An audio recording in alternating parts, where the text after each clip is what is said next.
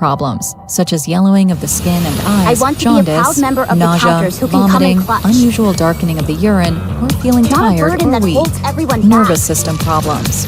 Xcopri may cause problems that affect your nervous system. Symptoms of nervous system problems include dizziness, trouble walking or with coordination, feeling feeling sleepy and tired, trouble concentrating, remembering, and thinking clearly, and vision problems. Do not drive, operate heavy machinery, or do other dangerous activities until you know how Xcopri affects you. Do not drink alcohol or take other medicines that can make you sleepy or dizzy while taking Xcopri without first talking to your healthcare provider. Discontinuation. Do not stop taking Xcopri without first talking to your healthcare provider. Stopping Xcopri suddenly can cause serious problems. Stopping seizure medicine suddenly in a patient who has epilepsy can cause seizures that will not stop. Status epilepticus. Drug interactions. Xcopri may affect the way other medicines work, and other medicines may affect how Xcopri works. Do not start or stop other medicines without talking to your healthcare provider. Tell healthcare providers about all the medicines you take, including prescription and over-the-counter medicines, vitamins, and herbal supplements. Pregnancy and lactation. Xcopri may cause your birth control medicine to be less effective. Talk to your healthcare provider about the best birth control method to use. Talk to your healthcare provider if you are pregnant or plan to become pregnant. It is not known if Xcopri will harm your unborn baby. Tell your healthcare provider right away if you become pregnant while taking Xcopri. You and your healthcare provider will decide if you should take Xcopri while you are pregnant. If you become pregnant while taking Xcopri, talk to your healthcare provider about registering with the North American Anti-Epileptic Drug NAAED Pregnancy Registry. The purpose of this registry is to collect information about the safety of anti-epileptic medicine during pregnancy. You can enroll in this registry by calling 1-888-233-2334 or go to www.aedpregnancyregistry.org. Talk to your healthcare provider if you are breastfeeding or plan to breastfeed. It is not known if Xcopri passes into breast milk. Talk to your healthcare provider about the best way to feed your baby while taking Xcopri. Common side effects. The most common side effects in patients taking Xcopri include dizziness, sleepiness, headache, double vision, and feeling tired. These are not all the possible side effects of Xcopri. Tell your healthcare provider if you have any side effect that bothers you or that does not go away. For more information, ask your healthcare provider or pharmacist. Call your doctor for medical advice about side effects. You may report side effects to FDA at 1-800-FDA-1088 or at www.fda.gov/medwatch. Drug abuse. Xcopri is a federally controlled substance, CV, because it can be abused or lead to dependence. Keep Xcopri in a safe place to prevent misuse and abuse. Selling or giving away Xcopri may harm others and is against the law. Indication. Xcopri is a prescription medicine used to treat partial onset seizures in adults. Please see additional patient information in the medication guide. This information does not take the place of talking with your healthcare provider about your condition or your treatment. Please see full prescribing information and medication guide. Dazzling, huh? The firepower. It took my breath away. My that life body perfectly balances is combat about mobility victories with the and glamour of a defeat. pop star. I've lost From both the front in bodybuilding, and I've lost I'm in as cute as a weightlifting, I've button. lost in powerlifting, But I Anise, lost in with don't you movies. think it's a bit too I remember revealing? movies that came out You should that dress went a right little in the warmer. toilet. It'd be really bad if you caught a I cold. mean, it was pitiful Commander, to say help that look over Arnold's here. facial expression What are you talking about? is It's not as nothing. good as the horse's facial expression. So it was Did you get a things good like the look, Commander? reviews, the critics, Commander, the it beating seems like that I the got was Counter's like combat power has unbelievable, indeed improved. right? As So, but I Anise's mean, it doesn't manager, matter. I've been involved in I mean, the the entertainment bottom industry line for is some that time you now. can only and learn there's from something failure. I regret. I have the unbelievable, What is it? almost surreal I worked honor of so hard to introducing get into our the special biz, guest But tonight. I never noticed how pop stars Arnold live and work. Schwarzenegger is clearly a I'm not really hometown familiar hero. He's a with the industry 13-time either, so I bodybuilding can't even champion, imagine. a mega blockbuster Well, that song and Hollywood dance star, practice must the be governor of one of the exhausting. largest economies in the world, the Yeah, state of it's California, not easy. successful You've businessman really and gotta pay entrepreneur, attention during practice. hometown And hero, there's a ton of global stuff to icon. memorize. Please help me welcome And being Arnold a pop star Schwarzenegger. means I have to keep my body in shape. Plus, when So good to Anise have you. gains weight, it's all centered around her stomach. Thank so you. she probably has to be even more careful. Let's stop there. That feels like an appropriate When welcome. you were a pop star in the Absolutely. past, As you were you probably always know with the members anyway of PT already, Star? my That's right. relationship with David I've always Booth shared started my way joys back and sorrows decades with ago. Mint and Prika. What They're my impressed me the friends. most about And we're all David Booth chasing the was same dream.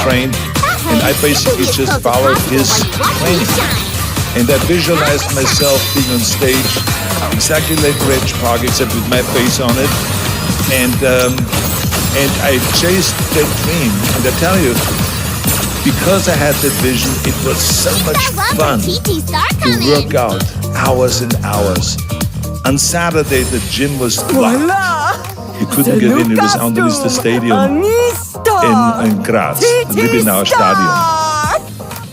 And it looks great on her. I broke in. Wow, Anise! I broke the window, opened it up, this window on top, and then I crawled in and I trained on Saturday and Sunday secretly in that place. Star of stars. But it was so much fun. It was cold. It was freezing like right now.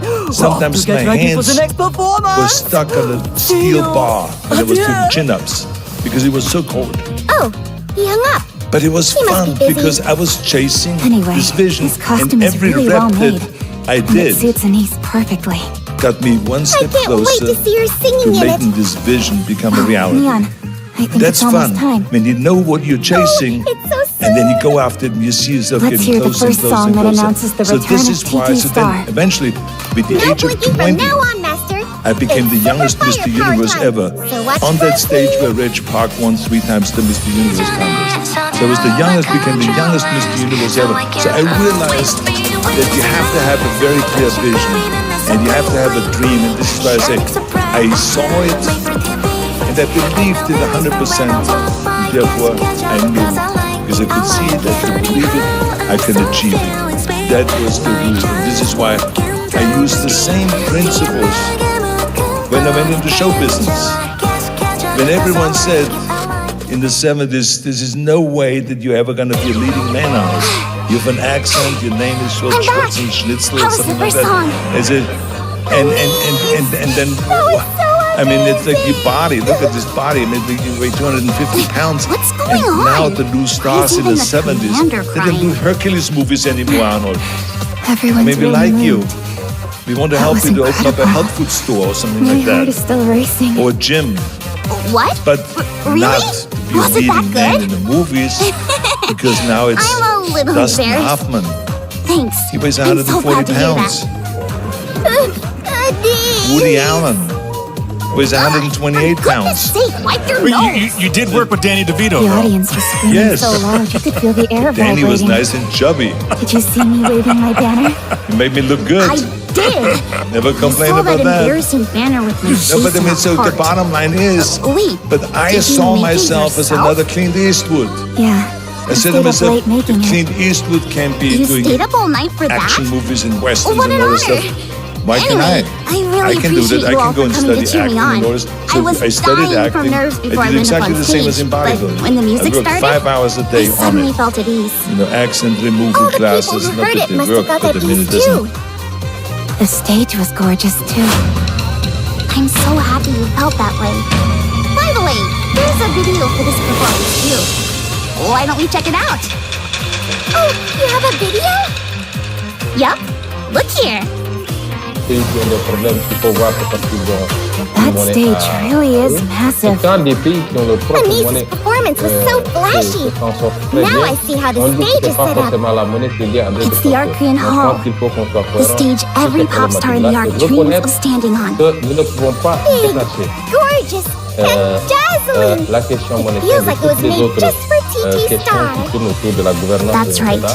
That's all the more reason why my performance has to be flawless. C'est pourquoi, moi, pour toutes les accusations qui peuvent être portées, puisque Yeah? c'est une des solutions Pop assez stars vis-à-vis de la really monnaie. are amazing. Moi, je ne connais pas de risque, I je n'en never ai jamais took much vu. interest in them, but Question I gained a monétaire. totally new Mais je peux perspective. dire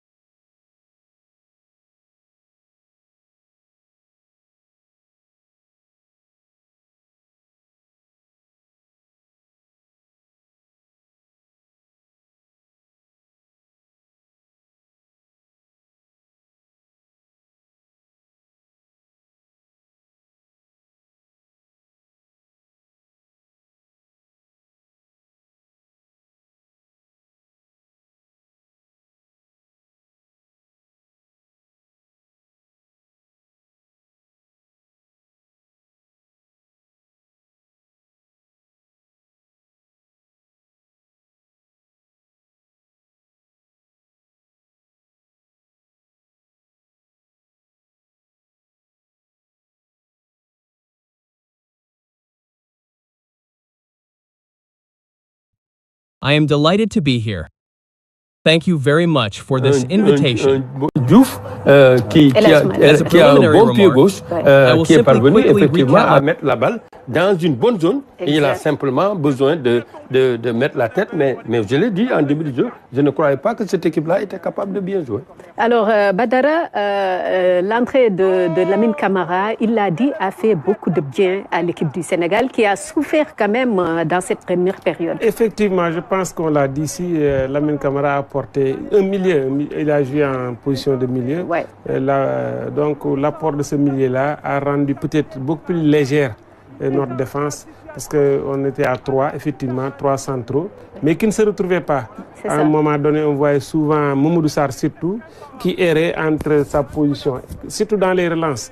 Quand il fallait faire la relance pour la sortie de balle, sa position n'était pas adéquate. Ensuite, Nobel Mendy aussi sur son côté gauche, il était très exposé. Ouais, c'est ça. Je pense avec Yacouba Minté, il a souffert. Il a vraiment souffert.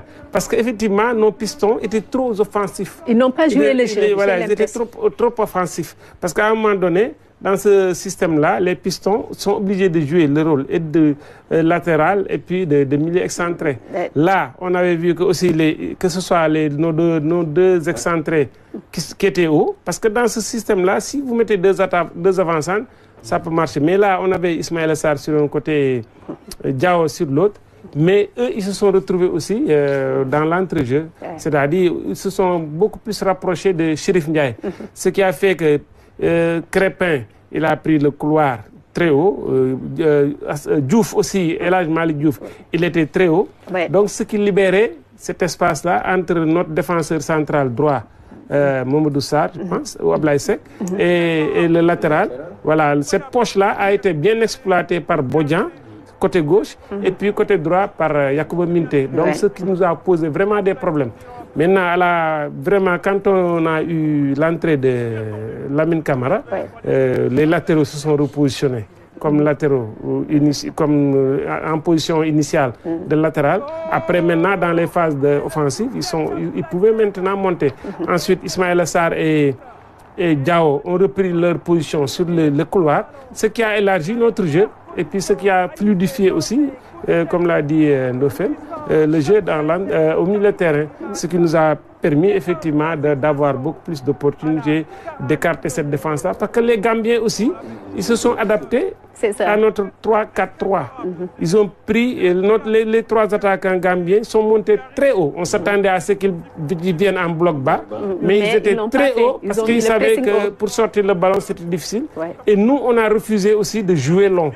Parce que quand vous ne pouvez pas faire sortir le ballon en passe, en défense, il faut essayer de jouer haut parce que derrière, Chérif Ndiaye n'avait pas de couverture. La défense gambienne aussi était plate.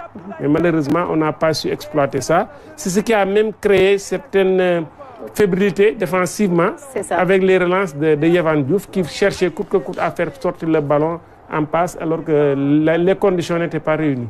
Alors Malikou, on a vu que coach Pape Thiaw a aligné une défense expérimentale à 3. Maintenant, est-ce un manque de repères ou ce système est-il inadapté au bloc gambien?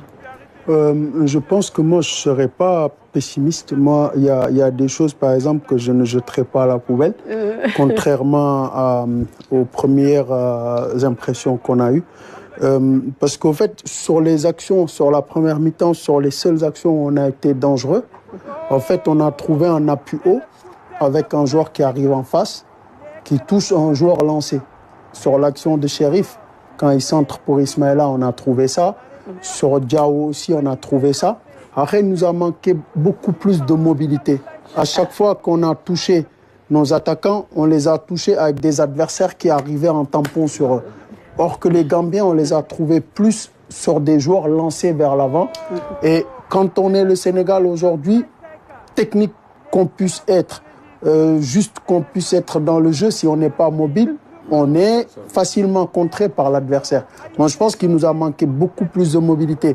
Après, derrière, quand on passe à 3 aussi, sur un milieu à 3 avec un 4-3-3, c'est plus facile parce qu'au fait, on arrive à trouver du lien avec, par exemple, Habib Diarra qui peut se projeter avec Lamine Camara. Après, on peut garder Pathé qui peut être devant la défense, l'associer avec Habib ou avec Lamine. Et là, on peut trouver un double pivot pour sortir par rapport à ces 3-là qui viennent nous chercher très haut. Mais je pense que, voilà, sur la continuité de ce qu'on avait, je pense que Pape, au début, pensait débuter avec une défense à 3, mais à la mi-temps, passer à 4. Parce que c'est là aussi, voilà, c'est là aussi qu'on peut trouver du lien avec nos milieux qui arrivent à se projeter. Voilà. Alors, cher Omar, pourquoi les Lions semblent-ils si fragiles derrière? Oui, moi je pense que c'est un problème de coordination parce que c'est pas le 11 qu'on a l'habitude d'aligner. Donc c'est le football, mais quelque part aussi il y a de la science là-dedans. Il faut des automatismes, Père l'a rappelé, de même que Malikou.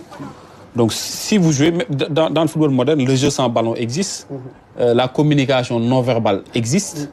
Donc, si vous alignez de nouveaux joueurs comme Nobel Mendy, qui vient dans un registre qu'il ne comprend pas tout de suite, ça peut amener des errements. Après la position de Pathé, je pense qu'il a été beaucoup harcelé par Dramé.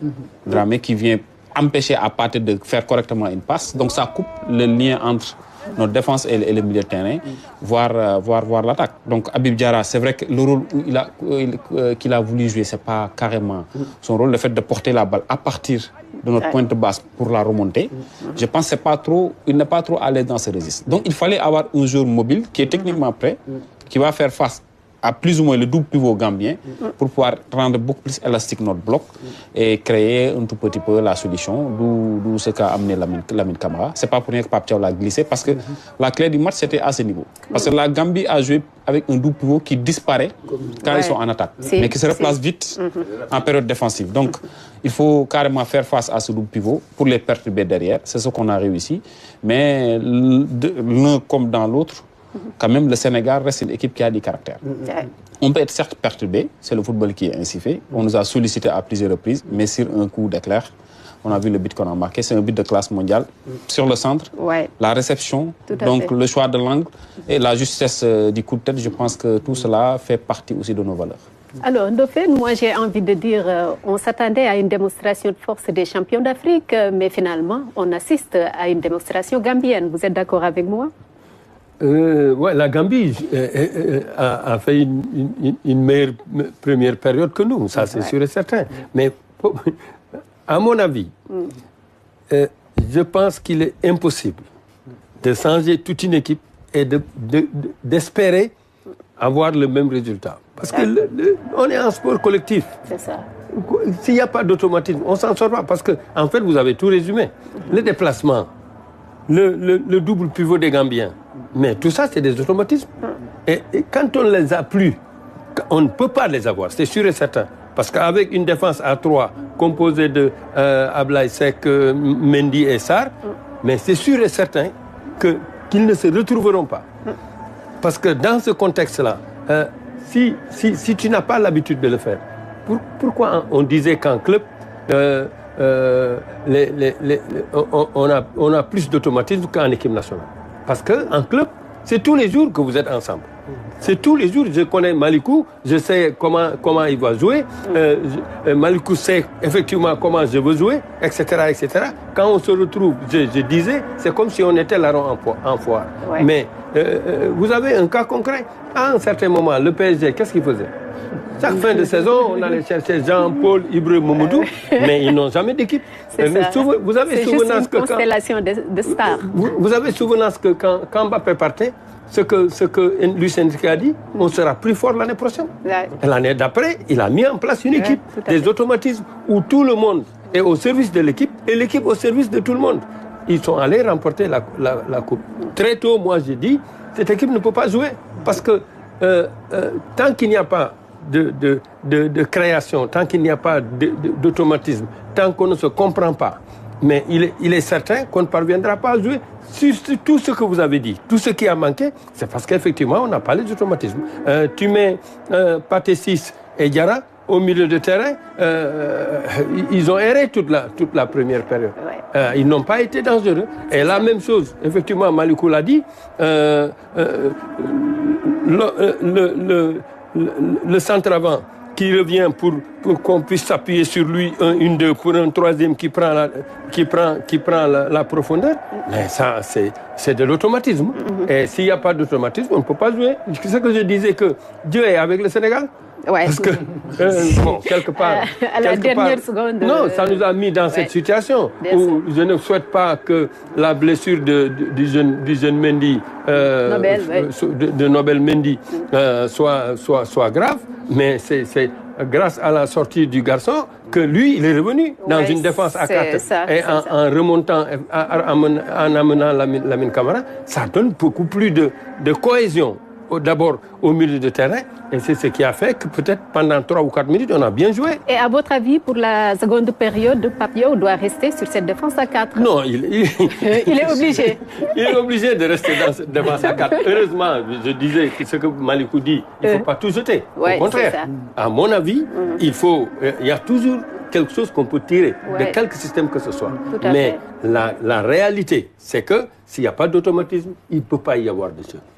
Alors, Badara, quel genre de seconde période pour éviter le scénario qu'on a assisté en première mi-temps? D'abord, il faut dire qu'il y aura beaucoup de changements, normalement. Parce que, effectivement, côté sénégalais? Côté sénégalais, parce que déjà, Mamadou Diakhon, on ne l'a pas encore vu. Je pense qu'il va peut-être rentrer. Ibrahim Mbaye s'est fait à un moment donné. Donc, il y aura des changements. Mais je pense que le dispositif restera intact.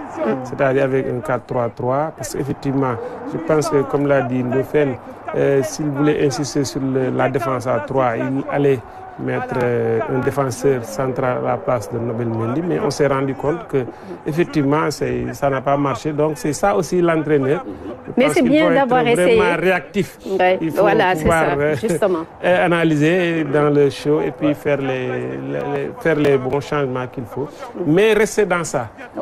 Essayer d'élargir le jeu beaucoup plus. Essayer aussi peut-être sur le côté droit gambien Yacouba Minteh, parce que vraiment c'est un poison.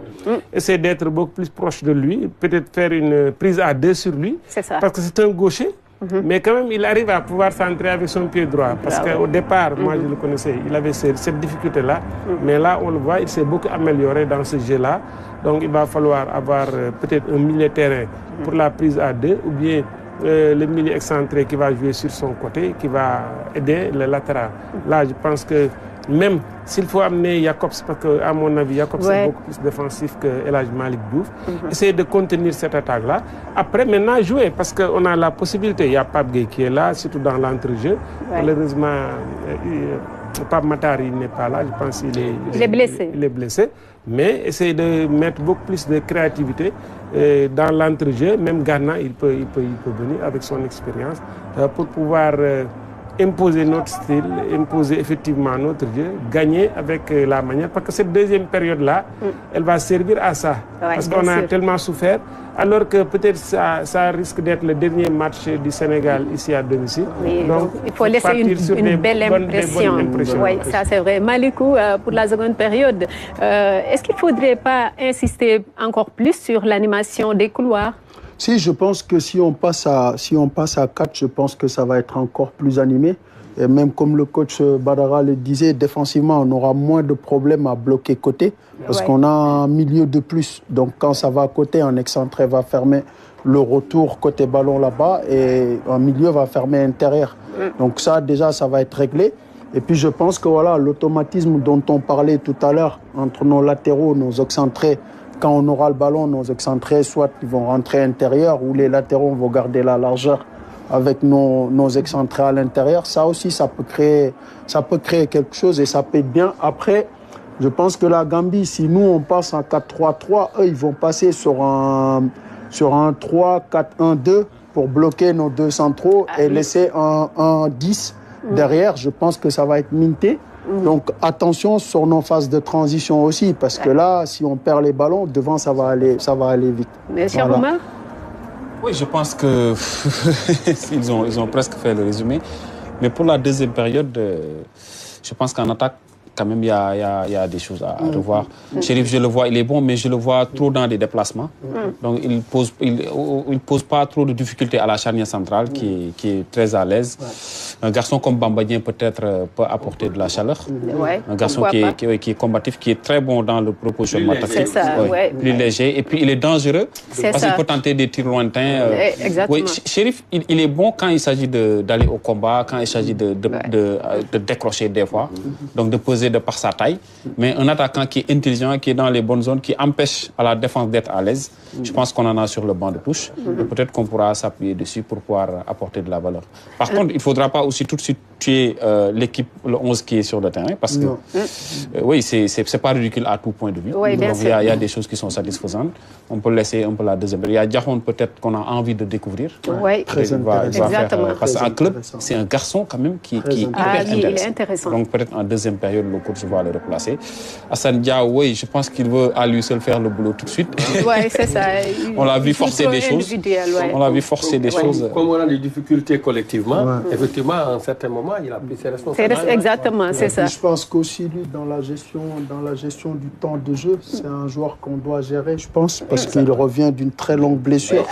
C'est un joueur, je pense, capable d'être un détonateur plus tard, quand il sera en forme. Mais je pense que dans la gestion, peut-être que et là, c'est il va reparti, direction Diamniadio. Ibrahima et Pape Alassane, c'est à vous. Ils sont revenus sur la pelouse. Des changements déjà côté sénégalais, avec la sortie d'Hassane Diao, remplacé par Ibrahim Baye, Cheikh Ahmadou, Bamba Dieng qui fait son comeback en sélection est aussi entré en jeu, de même que Antoine Mendy. C'est un triple changement que vient d'effectuer Pape Bouna Thiaw. Ouais, des changements pour apporter un peu de dynamisme, un peu plus de dynamisme, notamment avec les entrées de Bamba Dieng et de Ibrahim Baye que l'on voit à l'écran. Ils vont apporter plus de percussion, plus de vitesse. Et voilà, on verra surtout avec l'entrée également d'Antoine Mendy qui remplace Crépin Diatta. Ça également, c'est assez, on va dire, je ne m'y attendais pas en tout cas. Il faut donner du temps de jeu aux autres aussi. Aux autres équipes. Crépin qui avait démarré lors du match contre le Pérou, qui a démarré ce soir aussi. Ibrahim Baye qui joue ses toutes premières minutes au stade Abdoulaye Wade de Diamniadio. C'est une première donc pour la pépite du Sénégal. Antoine Mendy, Habib Diarra avec Ibrahim Baye. Et son premier ballon perdu. Dramé. Et là, les Gambiens vont pouvoir aller titiller la défense sénégalaise. Ibrahim Baye qui se bat, il gagne le duel. Il perd les appuis, gêné aussi par le retour de Mohamedou Dramé. Il y aura de la vitesse devant avec Bamba Dieng, Ibrahim Baye et Ismaël Assar. Et de la puissance aussi avec Bamba Dieng, l'homme aux 12 buts en 13 matchs en France. Ismaël Assar, Ibrahim Baye. Il marque au moins une minute après son entrée en jeu. Ibrahim Baye, premier but au stade Abdoulaye Wade de Diamniadio, passeur décisive au Stade de France samedi dernier, buteur au Stade Abdoulaye Wade de Diamniadio. Lui, il aura marqué des points durant cette trêve internationale, Ibrahim Baye, sur ses tout premiers ballons, en tout cas sur son premier ballon dans la surface de réparation, avec une précision clinique. Il vient marquer son tout premier but en sélection, tout simplement. Il avait marqué. Ah non, il avait marqué à la CAN. C'est sa deuxième réalisation. Contre le Kenya en amical. Effectivement, contre le Soudan. C'était contre le Soudan. Effectivement. Et là, c'est sur son premier ballon dans la surface de réparation. Du gauche, il vient ajuster le gardien, Aboukar Gueye. Mais c'est parti d'une belle récupération de Bamba Dieng au départ de l'action qui sert sur le côté gauche Ismaël Assar, qui lui ensuite, il a eu toute la lucidité pour servir Ibrahim Baye qui était seul.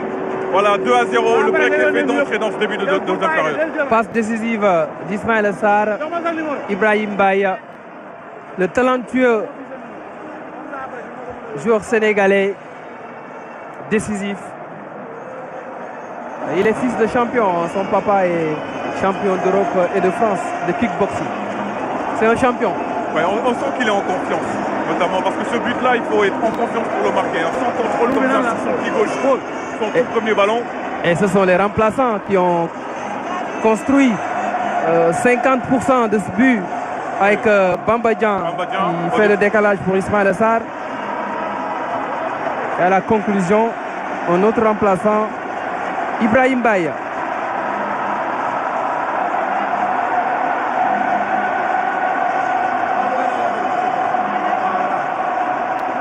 Et contre le Kenya en amical en novembre, il avait fait 2 passes décisives, marqué un but et provoqué un penalty. Centre trop fort. Et là, c'est une inversion de rôle. Ibrahim Baye, passeur décisif au Stade de France. Ismaël Sarr, buteur. Là, Ismaël Sarr, passeur décisif. Ibrahim Baye, buteur. Ouais, effectivement. Même si sa passe décisive, c'était pour Nicolas Jackson. Hein? Ouais, c'est pour Nicolas Jackson. Oui. Tout juste pour dire que l'un a marqué là-bas, l'autre a fait une passe décisive. En tout cas, il aura marqué beaucoup de points durant cette fenêtre internationale, Ibrahim Baye. Il va retourner au Paris Saint-Germain avec le plein de confiance. Ouais, ça, c'était aussi un match pour Jackson. Hein. Peut-être le verra-t-on en seconde période. Lui, dont le, comme Diafon, dont le papa est gambien et la maman sénégalaise. Ah oui, c'est vrai. Nicolas Jackson. Il a choisi de jouer pour le Sénégal. Il est né à Banjul.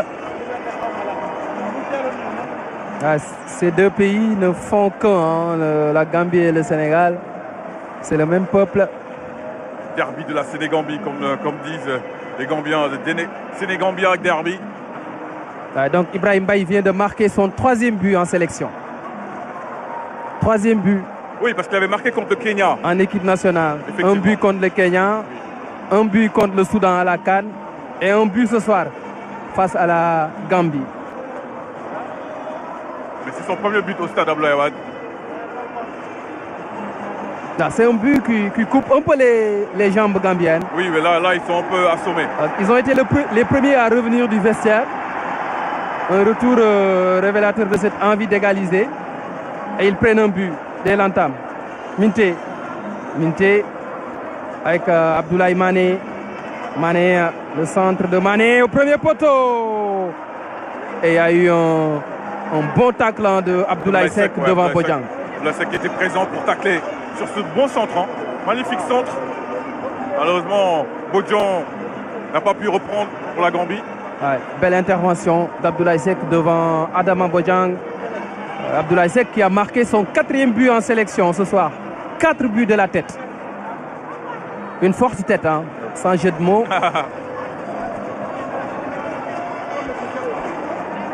Yankouba Minté au corner. Second poteau, la tête. Et Yvan Diouf qui se trouve faute de main du gardien sénégalais sur la reprise d'Omar Colley. Le ballon lui est passé entre les mains. Ça n'y arrive pas souvent pourtant à Yvan Diouf. C'est un but qui relance le match. Ça relance complètement. Alors qu'ils étaient en train de douter après le 2e but d'Ibrahim Baye. Mais là, cette faute de main de Yvan Diouf va les remettre dans le match. Les supporters gambiens qui se réveillent après le but du capitaine Omar Colley ce soir. Les deux défenseurs centraux sénégalais et gambiens, Omar Colley et Abdoulaye Seck, ont marqué de la tête. C'est assez étrange de la part de Yvan Diouf parce qu'en général, il ne fait pas ces fautes de main grossières là. Grosse. Mais ça peut arriver. Erreur de Yvan Diouf. Abdoulaye Seck, long ballon vers Ismaël Sarr. Et c'est Aladji Sène qui gagne le duel. Dramé un peu court. Lamine Camara avec Habib Diarra. Habib Diarra qui décale à droite pour Antoine Mendy. Antoine Mendy qui avait démarré la finale de la Coupe d'Afrique des Nations avec la maladie de Crépin Diatta. Pathé 6. Lamine Camara avec Mamadou Sarr.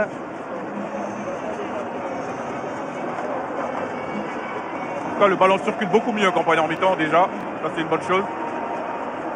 Antoine Mendy avec Ibrahim Baye. Ismaël Sarr vers Bamba Dieng. Bamba Dieng, il perd le ballon.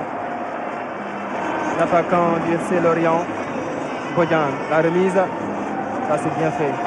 Abdoulaye Mané. Le tacle. Le tacle d'Elhadji Malick Diouf. Sans faute. Parce qu'il joue le ballon.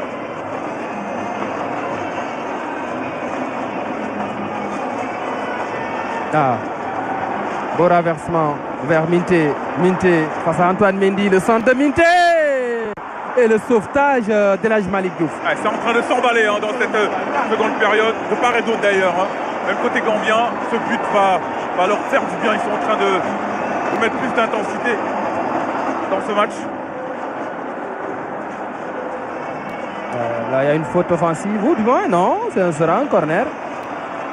On parle beaucoup de la qualité de centre de l'âge Malick Diouf, de son jeu offensif, mais défensivement aussi. Il a progressé, il a beaucoup progressé depuis la dernière Coupe d'Afrique des Nations. Ouais, au début, on lui reprochait un peu ses errances en défense. Mais depuis quelques mois maintenant, ça va beaucoup mieux pour El Hadj Malick Diouf. Lors de la finale, il avait fait un gros match face à Brahim Diaz, même s'il y a eu ce duel.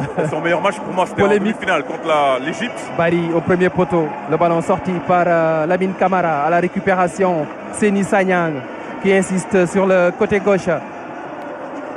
Abdoulaye Mané qui ne passe pas face à Lamine Camara qui obtient même un coup franc. Il y a un changement qui se prépare côté gambien.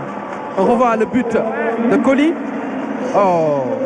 C'est même pas la main, il me semble que c'est du genou qu'il marque contre son camp. Ouais. Yehvan Diouf. C'est une erreur d'appréciation de la part de Yehvan Diouf. C'est Abdoulaye Mané, lui qui évolue dans le championnat suédois, qui va céder sa place à Youssoupha Sanyang. C'est Youssoupha Sanyang qui a joué avec le Sénégal à moins de 20 ans avant de choisir la Gambie en A. Il a joué également avec le Tenguet Football Club. Et Youssoupha Sanyang évolue en ce moment du côté du Slavia Prague. Yehvan Diouf vers Cheikh Ahmadou Bamba Dieng. La tête de Marc Coly. Coly. Il est monté aux avant-postes, le capitaine gambien Adama Bojang. Bojang face à Mamadou Sarr. Bien défendu par Mamadou Sarr. Et ensuite, Ibrahim Mbaye. Mbaye qui lance Ismaïla Sarr. Ismaïla Sarr, il a pris l'information, le centre et l'intervention salvatrice d'Aladji Sané. Mais qu'est-ce qu'il est intelligent quand même. Ibrahim Mbaye, il lâche le ballon au bon moment pour ne pas que Ismaïla Sarr ne soit hors jeu. Il n'en fait pas beaucoup, il est en confiance. Ce qui est intéressant avec Ibrahim Mbaye, c'est qu'il joue devant. Voilà, il joue devant, voilà, dans la verticalité tout le temps. Ouais. Il y a beaucoup de verticalité. Et ses entrées sont tout le temps bénéfiques pour le jeu des Lions. C'est le Benjamin de la tanière, mais en termes de prise de responsabilité, il fait partie de ceux qui occupent les premières places. C'est bon. Youssoupha Sanyang. Faute d'Abdoulaye Seck, le capitaine de ce soir. Alors les Gambiens, on disait qu'ils étaient en train de lâcher un peu mentalement après le but d'Ibrahim Mbaye, mais tout de suite, après le but de Coly, c'est incroyable comment c'est allé tellement vite. Ils ont repris le jeu en main. Abibou Diallo sont tous à l'échauffement avec coach Flamini, l'un des préparateurs physiques de l'équipe nationale. Minté est le joueur le plus dangereux côté gambien, auteur de 2 buts et de 4 passes décisives avec Brighton en Premier League.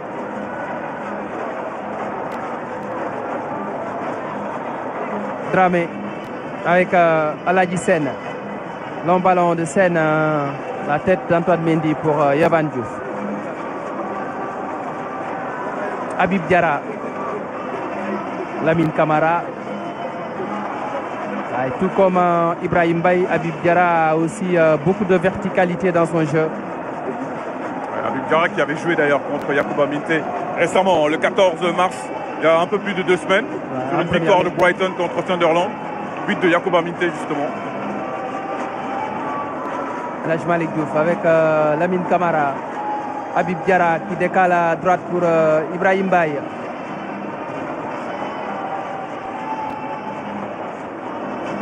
Mamadou Sarr.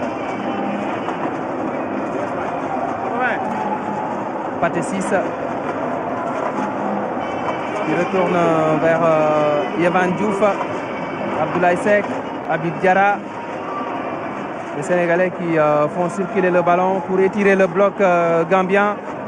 Et Yankoba Minte n'est pas content du pressing de ses coéquipiers. C'était pas coordonné. Antoine Mendy glisse mais qui arrive à donner le ballon à Lamine Camara. Lamine Camara pour Ismaël Sarr, le crochet. Ibrahim Baye qui enlève le ballon à Ismaël Sarr. Ouais, ils se sont gênés. Hein. Ils se sont gênés. Ismaël Sarr n'avait pas vu dans le dos Ibrahim Baye qui était peut-être mieux placé qu'Ismaël Sarr. Mais comme Ismaël Sarr ne l'avait pas vu, voilà, ils se sont un peu gênés. Il avait déjà armé sa frappe. Oui, il avait déjà armé. Et Ibrahim Baye lui vole un peu le ballon. Mais c'était lui qui était mieux placé.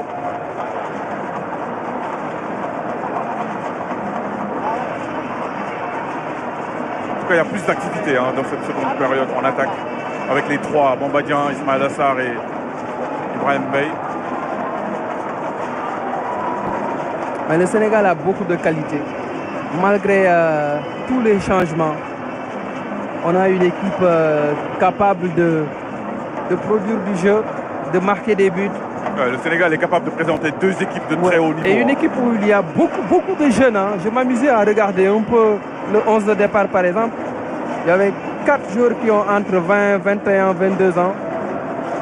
Même les joueurs qui sont entrés en seconde période, vous avez Ibrahim Baye, 18 ans, Lamine Camara, 22 ans, Antoine Mendy, 21 ans, Bamba Dieng, 26 ans.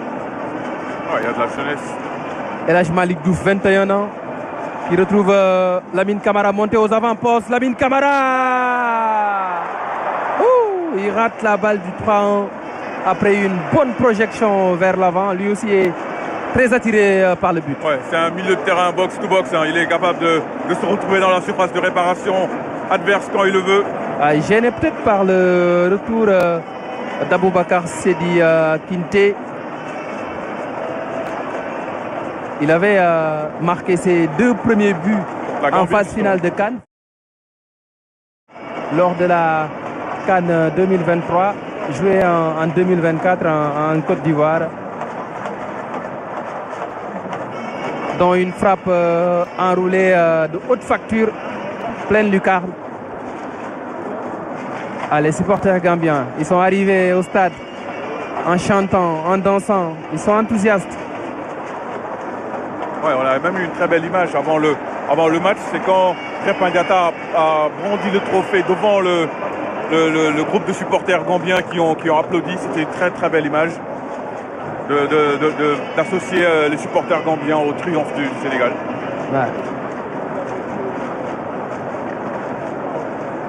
Ça montre une fois de plus que le Sénégal et la Gambie sont deux pays frères. Deux pays frères. Fut un temps, c'était le même pays. C'est la colonisation qui nous a séparés.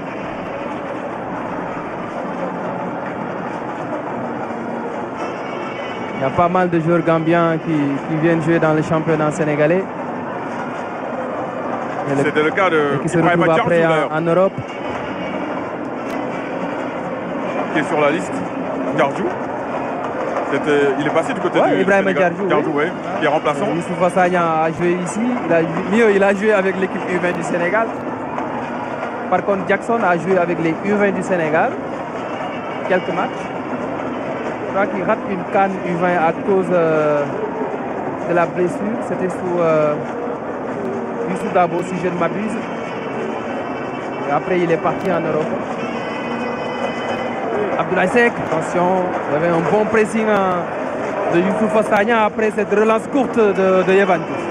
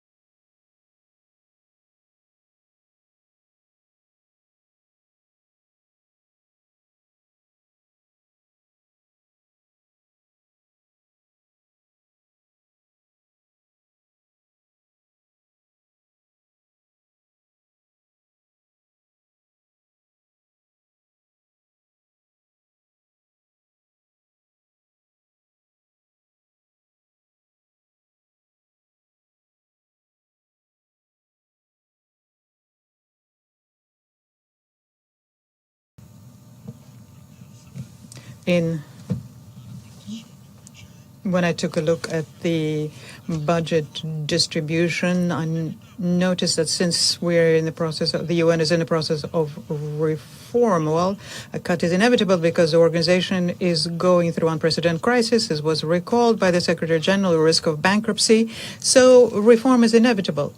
And once you start thinking and discussing this with member states, well, the organization will see what specific reform measures need to be undertaken so as to avoid wastage, duplication, overlapping mandates, and to reform working methods. And on that basis, significant resources can be affected to human rights, which are indivisible, was said, and I would pay special attention to this. It is true that promoting human rights can only be beneficial to countries.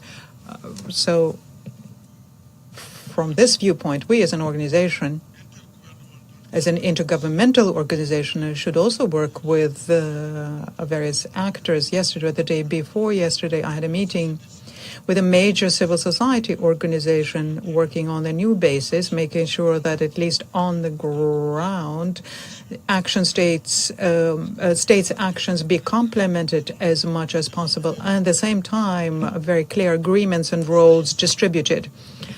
Now, on the issue of conflicts, there are so many. There is no conflict that's more important than others. But today, the news tell us that what is urgent today is resolving the conflict between the United States, Israel, and the Islamic Republic of Iran. So I welcome the extension of the delay for ceasefire that was extended. And we also have to make sure that the United Nations also participate in the search for the end to the conflict by protecting countries in the region, nuclear safety and security, and working on the Middle East also, where we have a conflict that lasted for several decades between Israel and Palestine, Lebanon.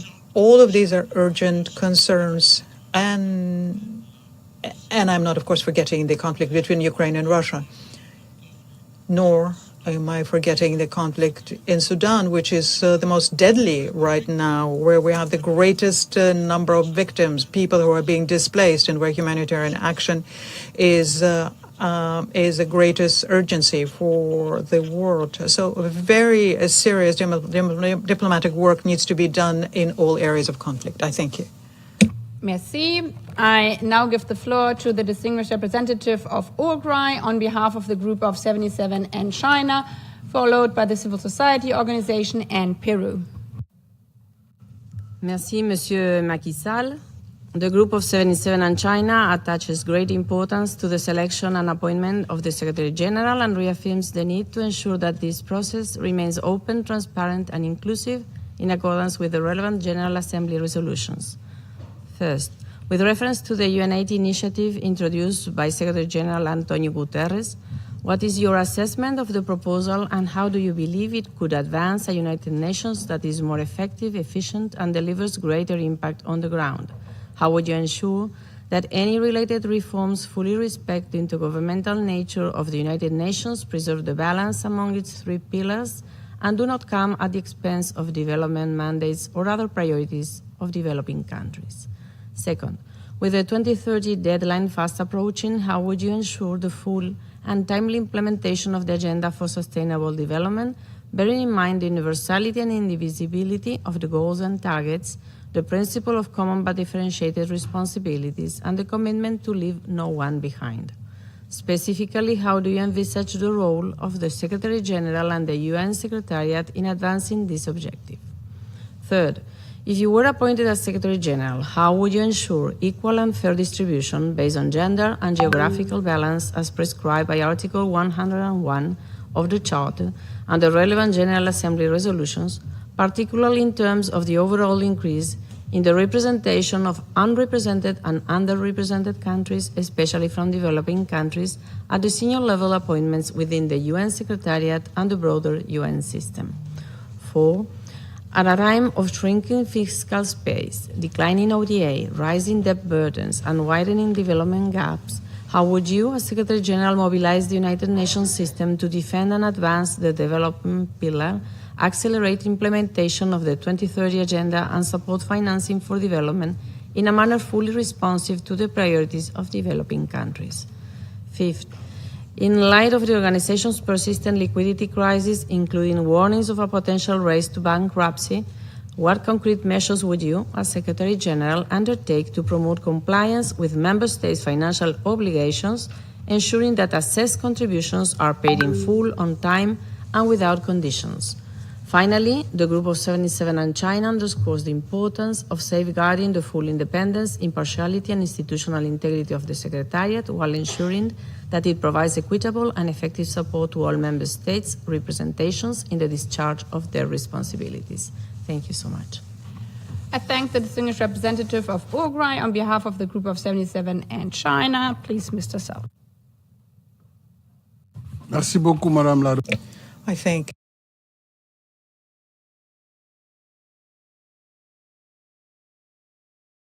the representative of Uruguay who spoke on behalf of G77 and China. She put several very important questions to me. I have 3 minutes to respond, but let me assure you that if I have the trust of member states, the Secretary General that I will be will do his utmost to first restore trust, because it's restoring that trust that will determine the possibility to mobilize the financial obligation of member states. Of course, some states think that there's not enough of reform in member state within the system. So very quickly, we will show what the system can do to improve its management, to avoid duplication. But our efforts will not be limited to that. Countries would have to honor their commitments when they come to contributions. Once we have an open book and we see very clearly what the organization can do better in terms of streamlining and optimizing, then we can, through dissuasion and negotiations, bring various members to make sure that the contributions are there.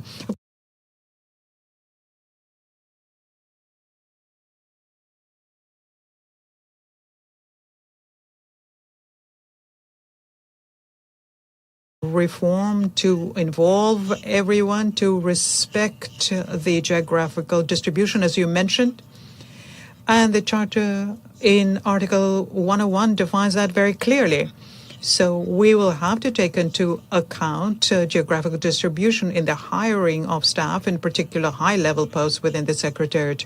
This is something that will be done in a very equitable manner. Similarly, on the independence of the Secretary General or the Secretariat, well, the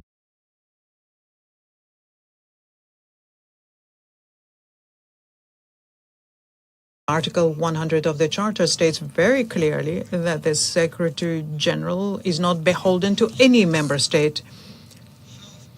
And I was lucky enough to have been President of the Republic for the 12 years. And the last 14 years, I was attending the G7 and G20 meetings and had exchanges with all of the leaders of the groups, those who are permanent members of the Security Council and other leaders who are not members of the Security Council. And there are no borders for me. I've always been open to dialogue. I've always been open to cooperation with the West and with the East, with the North and with the South. And I think that this attitude will continue. I will be a neutral and independent Secretary General whose sole mission will be to support its maximum support to the organization, to its credibility, to make sure that we can build bridges and make sure that the difficult issues are tackled with confidence and trust. That's what I wanted to say. On the agenda, well, we're going to continue working on the post-2030 agenda. The GA has already shown that the Pact for the Future does provide certain indicators, but together with you, member states, we will see what we'll need to do after 2030. Thank you. Merci. I now give the floor to the first civil society organization and invite the representative of Girls in Diplomacy Institute. Please, you have the floor. Thank you, Madam President. Excellency, Mr. Macky Sall. The next Secretary General inherits an institution designed for mid-20th century geopolitics, now operating in a radically transformed landscape. What concrete measures would you implement to strengthen the diplomatic capacity of resource-constrained member states to ensure equitable participation in multilateral negotiations within the United Nations? I thank you. I thank the distinguished representative of the CSO, Girls in Diplomacy Institute. Please, Mr. Sall. Je vous remercie, Madame. I think the civil society is very important for the organization. We need to define a new paradigm with the member states and to see what civil society can do better in the field, particularly on the field of peace and security and on humanitarian action. I think we can really work together closely and on the transparency. This is what I can tell you. This new paradigm will be defined with, of course, the Secretariat, but using also some reflection many member states have about the action. And I said yesterday to civil society, we need also a very independent civil society, and I'm ready to work with you clearly, following, of course, the charter and following what is allowed on our organization. But I think we can do more with civil society, and I will be ready to work on that way with you. I thank you. I now give the floor to the distinguished representative of Peru on behalf of the Accountability, Coherence and Transparency Group, followed by Norway and Uganda. Merci au président Macky Sall pour sa. Thank you to President Macky Sall for your briefing. The Accountability, Coherence and Transparency Group, or in short ACT, a cross-regional group comprised of 27 small and mid-sized countries committed to a transparent and accountable UN and seeking to improve the working methods of the Security Council. First, the selection and appointment process for the Secretary General is fundamentally a joint process between the Security Council and the General Assembly, but it is not the only area where they have a complementary mandate. How do you see the role of the General Assembly in the maintenance of international peace and security? Second, a major power conflict erupts and the Security Council is deadlocked. Walk us through your first 72 hours. Who do you call? What authority do you invoke? And what outcome are you aiming for? Third, in your vision statement, you state that as Secretary General, you aim to forge an integrated vision of peace, security, development, and shared prosperity. That vision covers two of the three pillars of the UN, peace and security and development. The third pillar of the UN, human rights, is missing from this vision. What is your position on upholding the human rights pillar of the UN? What specific reforms or strategies would you pursue to strengthen the UN's human rights pillar? Je vois que j'ai quelques secondes pour faire une question en tant que... I see now I have a couple of minutes to put a question as representative of Peru. I wanted to know your position on multilingualism, in particular the use of Spanish in the work of the United Nations. And in that context, how is your Spanish? Muchas gracias. Yeah. To the distinguished representative of Peru on behalf of the ACT group, please, Mr. Sall. Muchas gracias. Parla el español. I'm sorry. Voilà, je commence d'ailleurs par...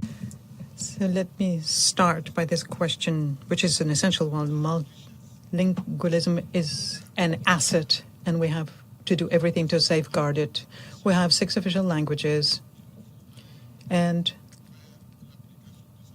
we need to be using these languages in our work. We have 2 working languages, English and French. I know that the English speakers don't always feel the need to learn other languages, but we need to promote multilingualism within the organization. As Secretary General, I would work also with artificial intelligence to make sure that not just the 6 official languages are really used easily, but also all other languages also come into play to make sure that the issues of translation are no longer a difficulty. Of course, I am not saying that we do not need interpreters, not at all. We need them. But there is a way of promoting languages, and also languages, because languages is a vehicle for culture and civilization. So this is a huge asset. I am very much an advocate of multilingualism. I only know 2 international languages, but I speak many more. I am learning Arabic, but I also speak national African languages. So this is a huge source of wealth and an asset that we need to develop. Now, on the questions that you put on the part of 27 countries, small countries, on the selection and appointment now, well, there we have the Charter. Tells us that the General Assembly elects the Secretary General upon the proposal coming from the Security Council. So each entity has a role to play. The General Assembly will have the last word, but of course the Council will come up with a proposal. I think that, well, now what we have is things developing. It used to be that a person would be chosen within the Security Council, but now we can see that there is progress, there is democratization of that process now. As regards the vision that I mentioned, the integrated vision of peace and development and prosperity. Well, development cannot happen within peace. In those countries where there's war, we cannot be talking about development. There you're talking about the people who are dead, displaced, and refugees. There is no longer development or education. So these 2 issues cannot be tackled separately. So even for peace operation, for peacekeeping operation, I think that the political dimension, the economic dimension be integrated in that, because where there is no development, where there is no prospect, it's obvious it will be difficult to talk about peace. Peace alone is not enough, of course, if there are no efforts behind it. So you need to combine the 2. And I think already there is an effort being made by the United Nations, but we need to go further on this economic dimension, which need to accompany peacekeeping or restoring peace. On human rights, they're perfectly within the pillar, because I did say that we have 3 pillars in the United Nations Charter. And I did already say that the reforms that will take place will help us strengthen our work in the area of human rights. I thank you. I thank you. I now give the floor to the distinguished representative of Norway on behalf of the UN80 Global Group, followed by Uganda and the Philippines. Thank you, Madam President. Et puis, après la dernière question, il faut essayer le... Well, after the last question, maybe we should try multilingualism. Thank you very much, Monsieur Sall, for presenting to us your vision and for participating in this interactive process. Of the UN80 Global Group, together with Barbados, Indonesia, Jordan, Kenya, New Zealand, Mexico, Senegal, and Singapore. Building on the initiative of a similar cross-regional grouping during the UN's 70th session, we also intend to develop ideas and recommendations for the next UN Secretary General, whoever that may be, on the future of the organization. We therefore appreciate and thank you, President, for facilitating this opportunity to engage with all the candidates. Now to the question, if selected as Secretary General, what will you do to meaningfully restore trust between the Secretariat and Member States? You have alluded to this, but also the Executive Office and the rest of the system, and indeed global confidence in the UN. And I think I also have a few seconds to ask a national question. And we believe that the Secretary General should exercise independence in the selection of senior officials. So if again elected, how would you build up your team? What will you do to safeguard your independence?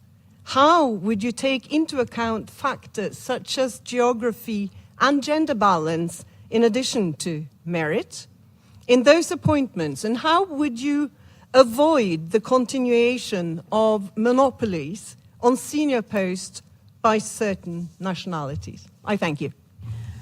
I thank the distinguished representative of Norway on behalf of the UN80 Global Group. Please. Thank you, Madame Présidente. Thank you, Madame la représentante exécutive de la Norvège. Merci pour votre... I think the distinguished representative of Norway, thank you for a very important question on behalf of the group that you're representing. On restoring confidence and trust, I think that this is something that will be done because each member state will see that the Secretary General is neither in the West or in the East camp or on behalf, acting on behalf of the Global South or Global North. It's very important. Independence, I think it's a very basis to be able to be accepted. And I want everyone to know that motivates me is to move the organization forward. I'm not here to move forward in my diplomatic career. I am here for the next 5 years to move this organization forward and reform it. And I do know that if I have the trust of member states, I have the capacity to do that. And this brings me to your second question on the choice of my team. Of course, there has to be equity and transparency and respect for regional rotation, gender as well. In 1945, when the charter was drafted, geographical distribution was talked about, and also competency. So I can say that as Secretary General, my deputy will be a woman, I can tell you already, coming from and I'm from the South, and she will be from the North.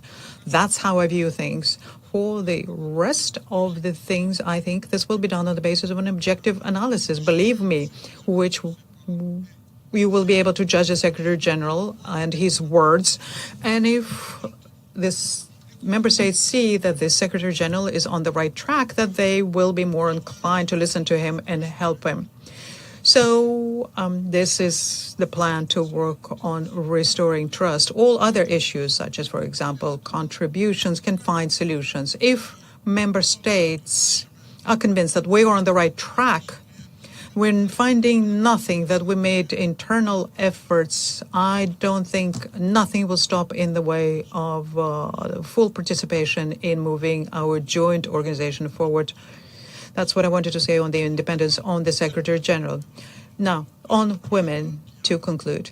Now, for 12 years, as president of the country, of my country, I gave essentially all of the posts except mine, post of the president, to women. I appointed a woman prime minister. I appointed first woman governor of a region. That's next. Head of national police was a woman, first one. The first woman head of Senegalese armed forces, the first one. I am a he for she. I am someone who will be working to promote women and women's rights, not within the just within the organization, but also throughout the world. It is high time for women's rights to be there. And I will give Senegalese women the right to give their nationality to their spouses and children, which never used to be the case in the past. So I will be someone who will definitely empower women within their organization and the world. I thank you. I thank you. I now give the floor to the distinguished representative of Uganda on behalf of the Non-Aligned Movement, followed by the Philippines and the next civil society organization. Madam President, I speak on behalf of the member states of the Non-Aligned Movement, who are 121 in number. We welcome the holding of this informal dialogue to exchange views with the candidate for the position of the Secretary General of the United Nations, H.E. Macky Sall. We have a few questions on Non-Aligned Movement. The first one. The Non-Aligned Movement reaffirms the leading role of the United Nations in promoting multilateralism and international cooperation, which are essential for addressing global challenges that impact the members of the movement, the Non-Aligned Movement. In this context, what concrete measures would you propose to further strengthen multilateralism and international cooperation in light of the current erosion resulting inter alia from non-compliance with international obligations? Number two, the Declaration on the Right to Development was adopted in 1986 by the UN. What is your position on the right to development, and how would you advance its implementation within the United Nations system? Number three, how would you assess the impact of unilateral coercive measures on the ability of affected developing countries to achieve sustainable development and fully implement the 2030 Agenda? What concrete actions would you promote in your capacity as Secretary General to strengthen the role of the United Nations in opposing such illegal measures that violate the UN Charter, urging their elimination and promoting mechanisms to prevent their application? The last question, related to the first one, is how would you promote a more inclusive global governance and ensure the effective consideration of the needs and the priorities of developing countries? I thank you. I thank the distinguished representative of Uganda on behalf of the Non-Aligned Movement, please. Thank you very much, Uganda representative, on the name of Non-Aligned Movement. Well, once again, I'd like to state here that the United Nations is the only universal organization that brings together all countries. So we don't have an issue of representativity or universalism. What we do need to do, however, is make it more effective. And multilateralism really is not what's being called into question. What is the problem is divisions amongst ourselves and the fact that we are not able to defend and go beyond our differences. And this is why increasingly, unfortunately, we see this kind of ineffectiveness. But the Secretary General doesn't act on behalf of states themselves, but must be a moderator, a facilitator. Someone who builds bridges between the various positions. And that is where I would become very much involved to ensure that there is a permanent dialogue within the Security Council, within the General Assembly, with you on a daily basis, so that we can agree on the need to maintain multilateralism. Otherwise, it's the law of the jungle, the law of the strongest, and that won't get anybody very far. So we have to work together to ensure that multilateralism, which is more important than just two countries, we need to two countries that might have signed an agreement between each other. With regard to the unilateral coercive measures and their effect on the development agenda, if I correctly understood, well, 2030 is fast approaching, and there is still hunger in the world. There are still very many people that don't have access to basic vital services, water, sanitation. We still have a lot of work to do, as I said just now, and that's why the Pact for the Future that was adopted in September 2024 here has laid out a roadmap, ambitious roadmap, in order to adapt multilateralism to the challenges of the 21st century. And that's where we're finally going to determine the agenda post-2030 for the next 10, 20, 30 years, how we're going to finance development. That implies the international financial architecture, for example, involvement of the private sector, and reducing barriers with regard to perception of risk when it comes to developing countries, particularly African developing countries, as well as those of Latin America and Asia Pacific. I think that together we need to work all together, member states, Bretton Woods institutions, private sector, and the credit agencies as well. They play a key role. All need to work together in order to mitigate the perception of risk so that access to credit will be easier for states. Thank you. I thank you. I now give the floor to the distinguished representative of the Philippines on behalf of the like-minded group on middle-income countries, followed by the SCO and Mali. Thank you, Madam President, and welcome, Mr. Sall. I'm speaking on behalf of the like-minded group of the middle-income countries, and I have two specific questions for you, sir. First, I'd like to know how you think the UN support for middle-income countries can be improved. And in this regard, one issue the like-minded group of middle-income countries have been calling for is a dedicated focal point in the Secretariat. Secondly, what opportunities do you see, or what opportunities do you think could be provided for by the ongoing UN reform processes, especially the UN80 process, to rethink, recalibrate, and strengthen partnerships for and with middle-income countries throughout the UN system? Thank you. I thank the distinguished representative of the Philippines on behalf of the like-minded group of middle-income countries. Please, Mr. Sall. Merci beaucoup. Thank you very much to the representative of the Philippines. Your question is important because very often we tend to forget the middle-income countries. They're somewhere between the big countries, if you will, and the small countries, as we might call them, and they've got their own problems as well, particularly with regard to development funding. They're not always taken into account, or we think that they can access private funding, but I think that it does make sense to pay attention to those countries as well, the middle-income countries, because very often you have countries with not a great population, but which have oil revenue or gas or mineral revenue, which means that in terms of GDP per person, they look rich, but they're still facing development challenges.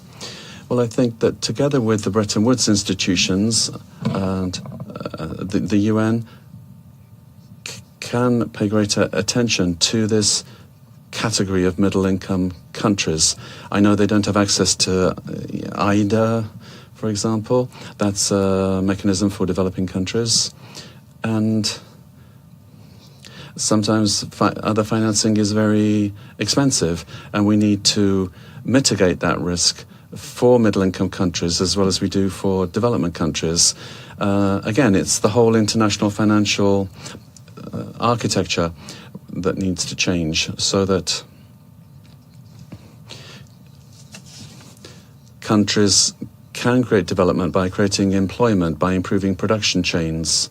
That will enable us to live in a better world that will have to face fewer waves of migration, because if we can have manufacturing in countries where the raw materials are being extracted, that will produce employment. Everyone will be a winner. Then, with regard to reform, how we can strengthen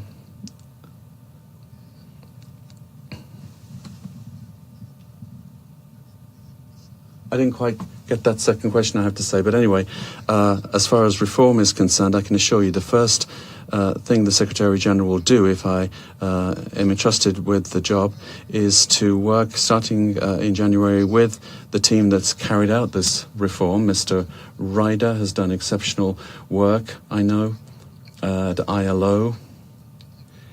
We will work closely with all of these teams, even before January, to ensure that member states are informed. And any reform that doesn't have the approval of member states won't last, of course. So we will always be there with information with regard to the progress that we're making. I thank you. I now give the floor to the next civil society organization, l'Organisation d'appui aux jeunes opérateurs économiques pour la gouvernance. Organization for... To continue technical issues, we will not have video statements in this session, but as before, this question will be read out on behalf of the organization by a representative in the room. Thank you, Madam President. On behalf of the Organisation d'appui aux jeunes opérateurs économiques pour la gouvernance, I will read the following question. What guarantees do you offer to ensure the necessary reforms to the governance of the world financial architecture, which reveals a lot of injustice and imbalance towards African countries? My other question is, with regards to debt, what guarantees do you provide so that the cancellation of illegitimate debt is effective, especially for African and developing countries? Thank you. I thank you. Mr. Sall, the floor is yours. Merci beaucoup. Thank you very much, Madame. Speaking on behalf of civil society, on behalf of young economic operators that you represent. Well, as you know, once again, the Secretary-General doesn't take decisions for member states. Her role is to facilitate the agenda, organize debates within the Secretariat, and the Secretary-General must ensure that the problems that are raised in the General Assembly and the mandates that are provided are implemented. And speaking about mandates, well, you'll know as I do that there have been 40,000 mandates since the organization was created that the Security Council or the General Assembly gave to the organization. 40,000.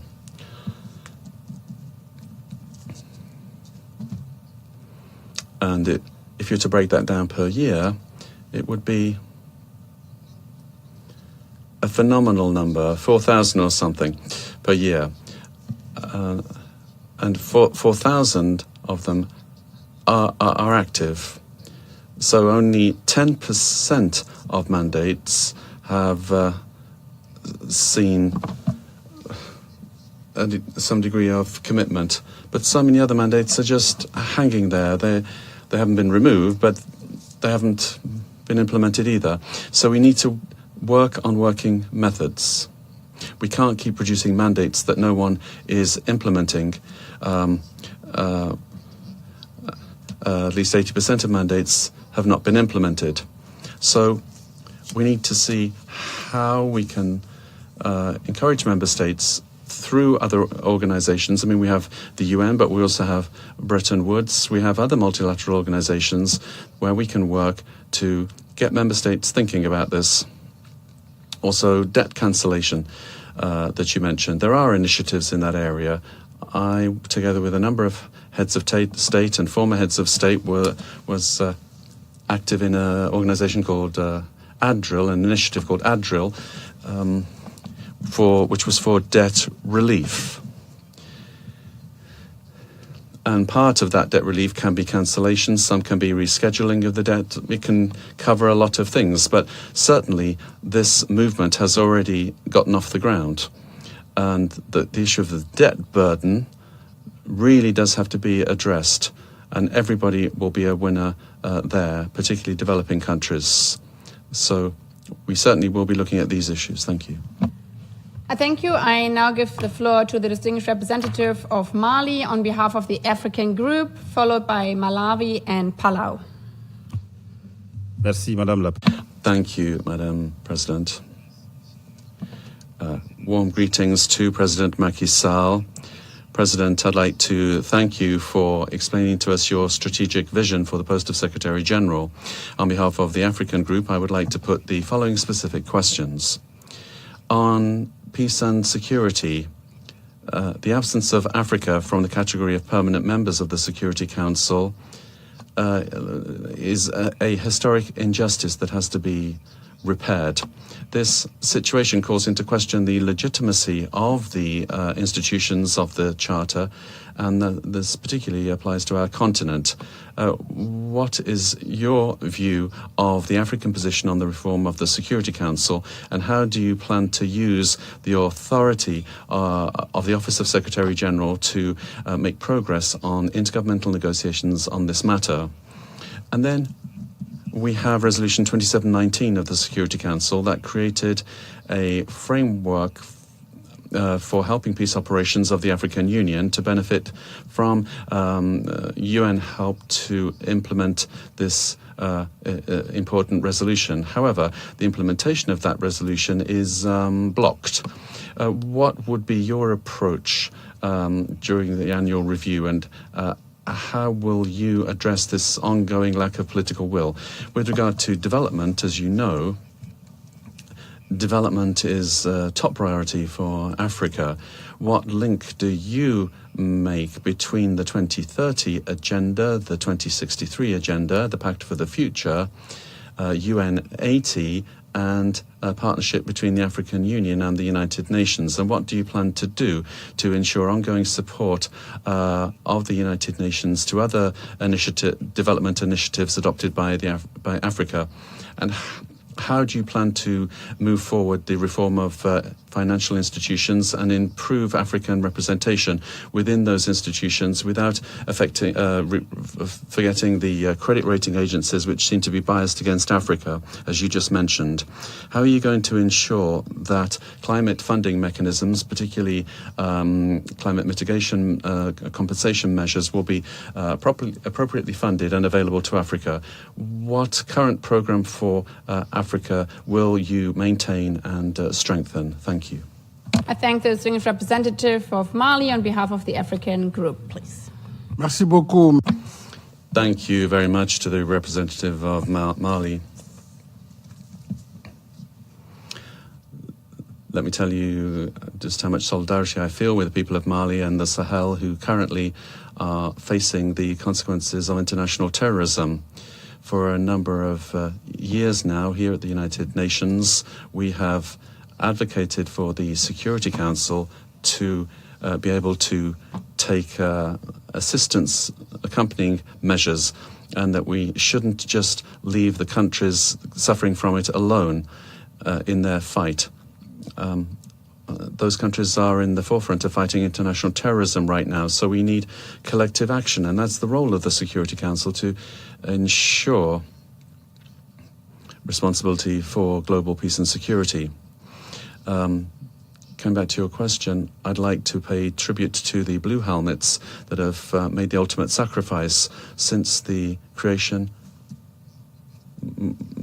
of peacekeeping operations. More than 4,000 have lost their lives. We know that these missions are delicate, they're difficult. Very often the funding is not sufficient. Then there's the nature of the conflicts as well. But we have to celebrate the role of the United Nations since 1948, when the first mission was created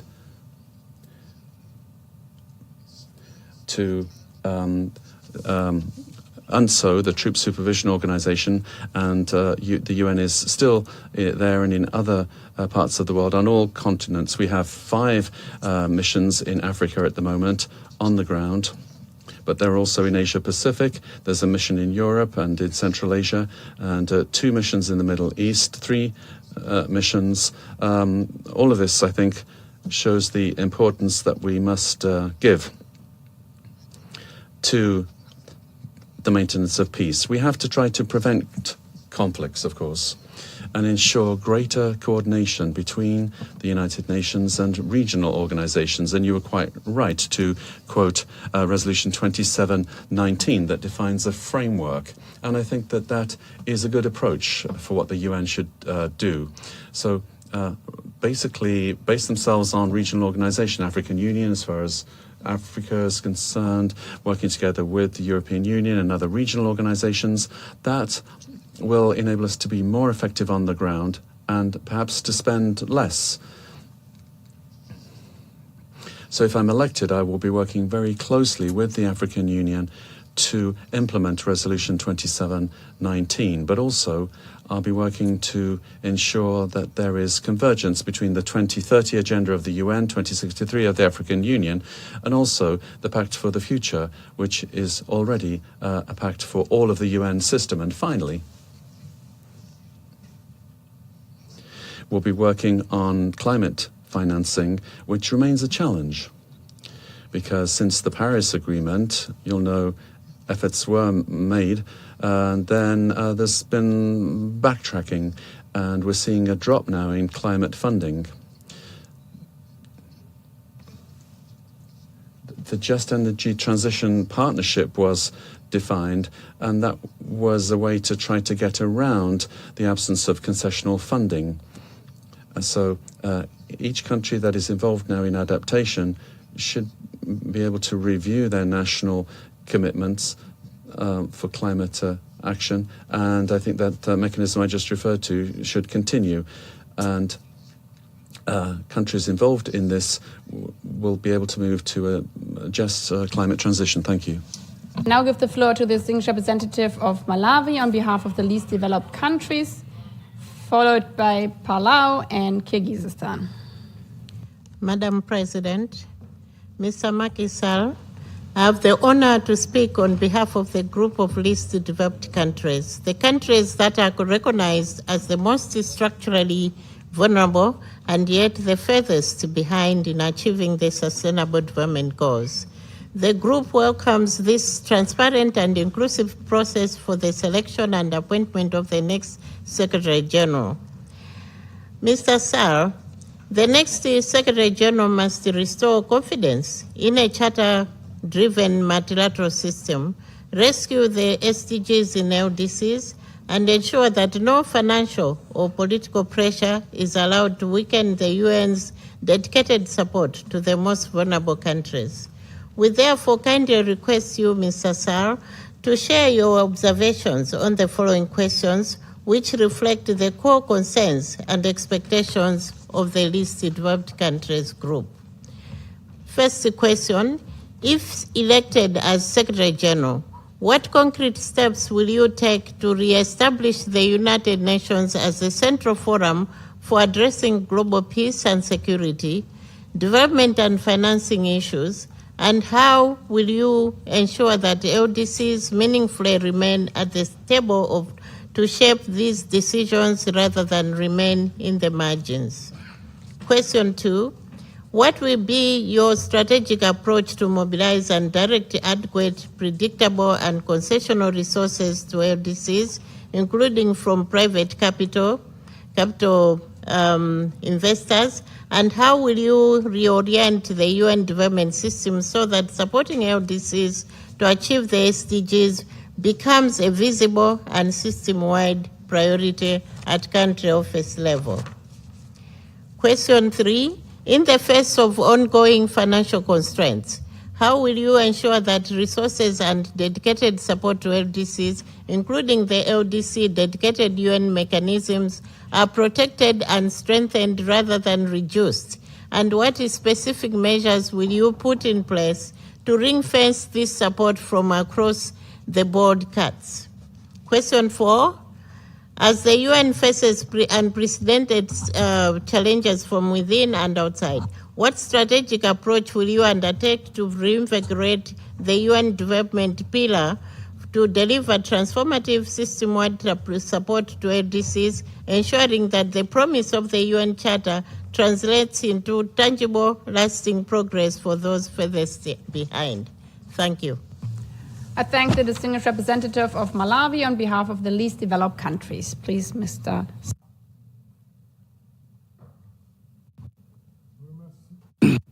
Madame la représentante.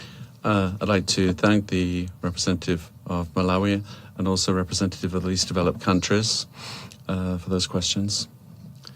It's a very important grouping.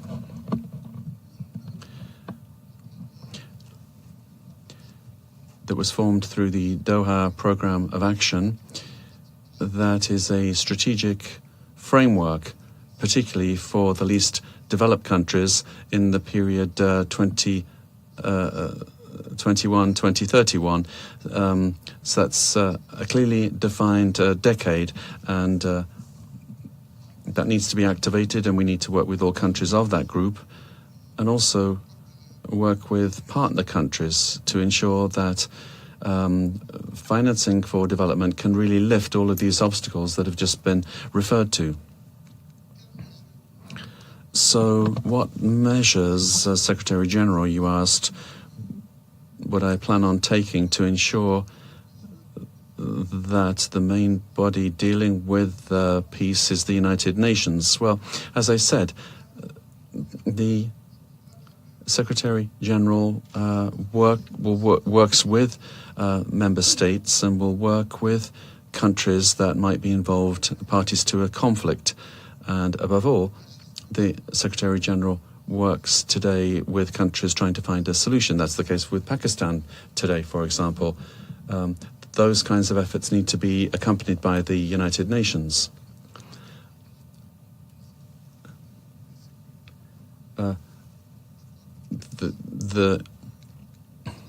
I think when it comes to global peace and security, we will be working together with countries to ensure that countries remain at the heart of solving all of these conflicts.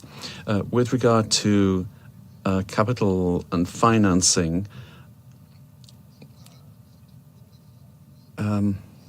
what's stopping private funding principally is a risk insurance for the investment. If we can work with the stakeholders, with Bretton Woods, with partner countries, with creditors as well as borrowers, I think we'll be able to mobilize a lot of funding that will help to reduce the risk premiums added to credit. Whether it's LDCs or whether it's wealthy countries, I think that they will be able to find resources on the market, and the inclusion of the private market in financing for development is indispensable today. They can help to mitigate, but we need to mitigate the risks related to private funding that we've already referred to. Then limits to financing. Well, of course, reform should not weaken the main goals of the organization in the area of peace and security, human rights and development. There needs to be a balance. And together, working together with member states, we need to see whether over and above the statutory and voluntary contributions, should we perhaps look for other sources of funding? All of those things, I think, will be on the table. I now give the floor to the distinguished representative of Palau on behalf of the Alliance of Small Island States, followed by Kyrgyzstan and Egypt. Madam President, thank you for convening this important dialogue. I wish to thank Mr. Macky Sall for your interaction with us today. I have the honor to speak on behalf of the 39 members of the Alliance of Small Island States. As a group of countries in special situations, The credibility of the United Nations lies in its ability to respond to the unique circumstances of SIDS, correct long-standing inequities, and deliver results for the most vulnerable. In this regard, allow me to pose the following questions. 1. How will you, as Secretary General, ensure that the United Nations system is more accessible, better coordinated, and tailored to the unique vulnerabilities of SIDS to better and more meaningfully support the full implementation of the Antigua and Barbuda Agenda for SIDS? 2. How will you use your leadership to accelerate global ambition and action on climate change, particularly to keep 1.5 within reach, while ensuring that SIDS receives scaled-up, predictable, and accessible finance for adaptation, mitigation, and loss and damage in line with international commitments? And lastly, what specific measure will you take to improve on the underrepresentation of SIDS within the United Nations Secretariat, especially at senior leadership levels, and how will you strengthen pathways for SIDS nationals to shape decision-making across the UN? I thank you. I thank the distinguished representative of Palau on behalf of the Alliance of Small Island States. Merci beaucoup, Madame la Thank you, Madam President. And I thank the representative of Palau on behalf of small island states. So small island states are among the most exposed to climate change and are in danger of disappearance even sometimes. When we're talking about global warming, it's at their level that the phenomenon is most visible, because the rising of seawater threatens them directly, their very existence. We therefore have to work to make sure that climate funding for adaptation and also accompanying a small island state becomes a reality. And their situation requires a special attention, and that is why when we decided during COP27, this was validated in COP28 for a fund for loss and damage. It's a fund for those kinds of countries, island states, who are impacted by climate change. The alliance plays an important role in international negotiations, and I would like to applaud your dynamic action there. We have to stand shoulder to shoulder with you to make sure that your agenda is at the heart of concerns when it comes to funding climate action. For the representation and regional distribution, I think I've covered that, but I note with interest that this is a universal concern. So I will be paying special attention to that too, if I have the choice and the trust of member states. This is a real concern, and I will be very careful to make sure that this transpires. Thank you.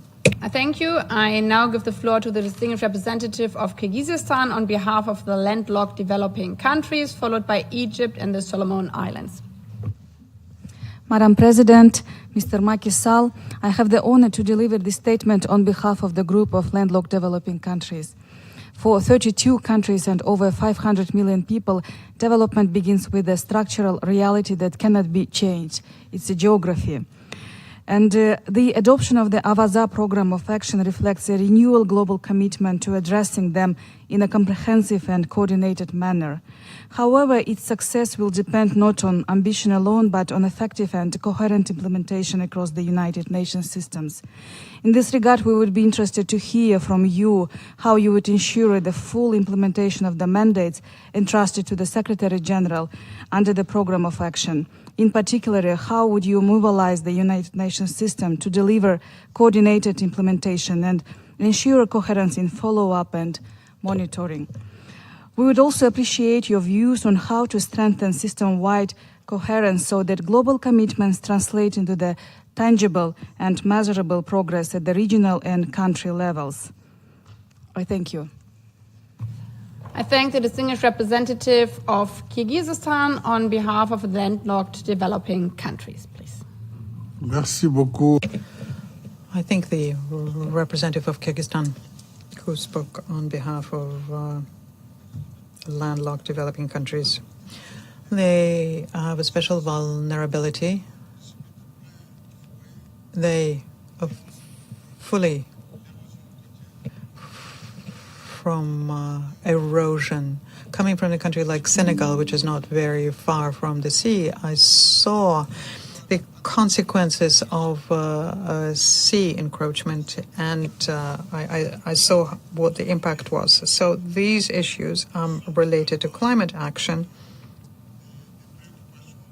are also the kinds of concerns that the organization has to bear in mind within the framework of climate action in general. We have the United Nations Convention on Climate Change, but there are also other frameworks for cooperation on, for example, combating desertification. But here we're talking about littoral estates. Everything that has to do with the protection of coastline has to be a concern.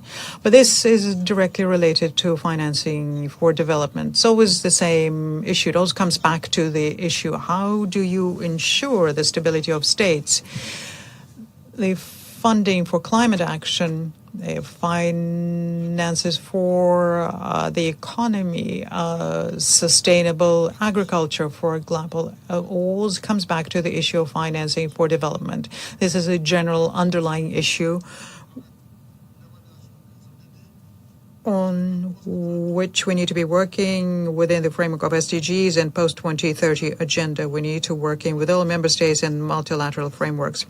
Now, as when it comes to mandate implementation, I think that based on the Charter, this will be implemented, I think, in a very responsible measure, without any anything excessive, but without any weakness either, which would seem a refusal to show the responsibility that that the Charter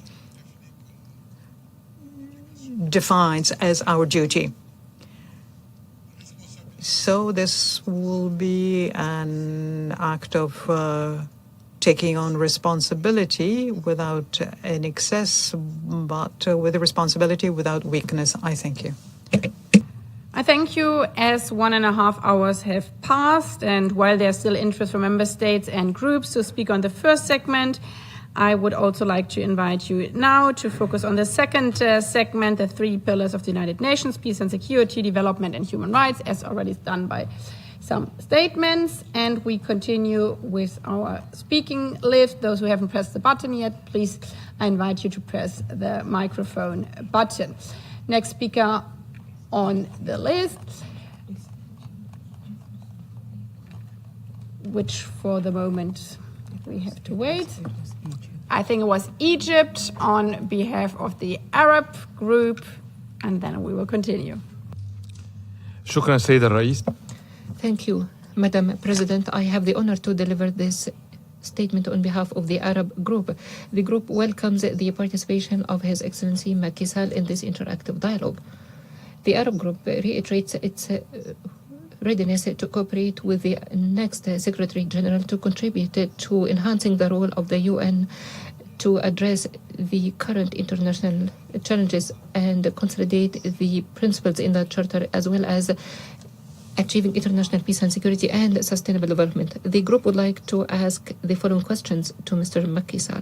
First, how do you see the role of the Secretary General in enhancing the role of the UN system and its integrated efforts in relation to the Palestinian question to ensure the effective implementation of all relevant international resolutions and the terms of references to achieve lasting and fair peace in the Middle East? Second, how do you see enhancing the upholding of principles of international humanitarian law, in particular in humanitarian action, to support the role of humanitarian organizations, in particular the UNRWA, to enable it to implement its mandate in full in non-conducive conditions in the occupied Palestinian territory.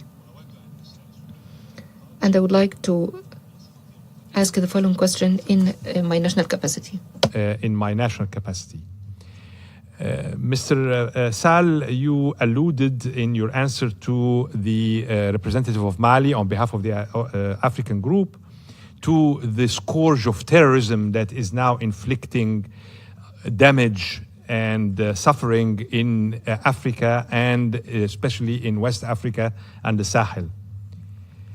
Terrorism has evolved over the past 20 years, being now more complex, resistant, and adaptive to countermeasures. How can you bring back the centrality of counterterrorism and the collective effort to counter terrorism back at the center of the United Nations work on peace and security? Thank you.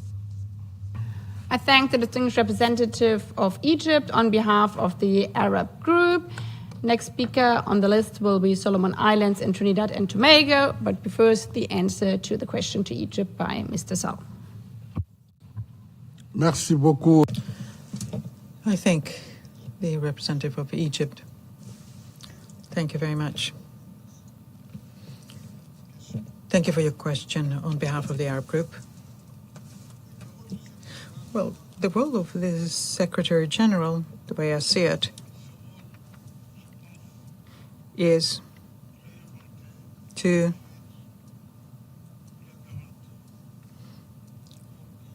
reinvent or guarantee that the organization finds its place at the global table, again, which should have always been the case. Once again, the Secretary General will not be there to choose a camp, but to avoid a situation wherein the world divides itself into camps. This will be my role always, and on this will depend the credibility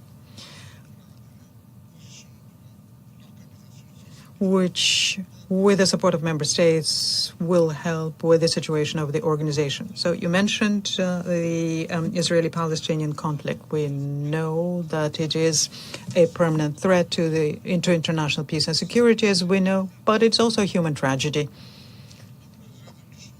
Numerous resolutions, and you mentioned that, and initiatives have been on this conflict here within this very House. The most recent one, the 9th October 2025 agreement in Sharm el-Sheikh in Egypt, signed between Israel and Hamas, the plan which had been put forward by President Donald Trump. I am convinced that we should continue working in that direction, moving in that direction, because neither war nor violence in whatever form will bring about peace and security to either one of the parties. So we have to continue working with all parties to make sure that the peace agreement, that peace plan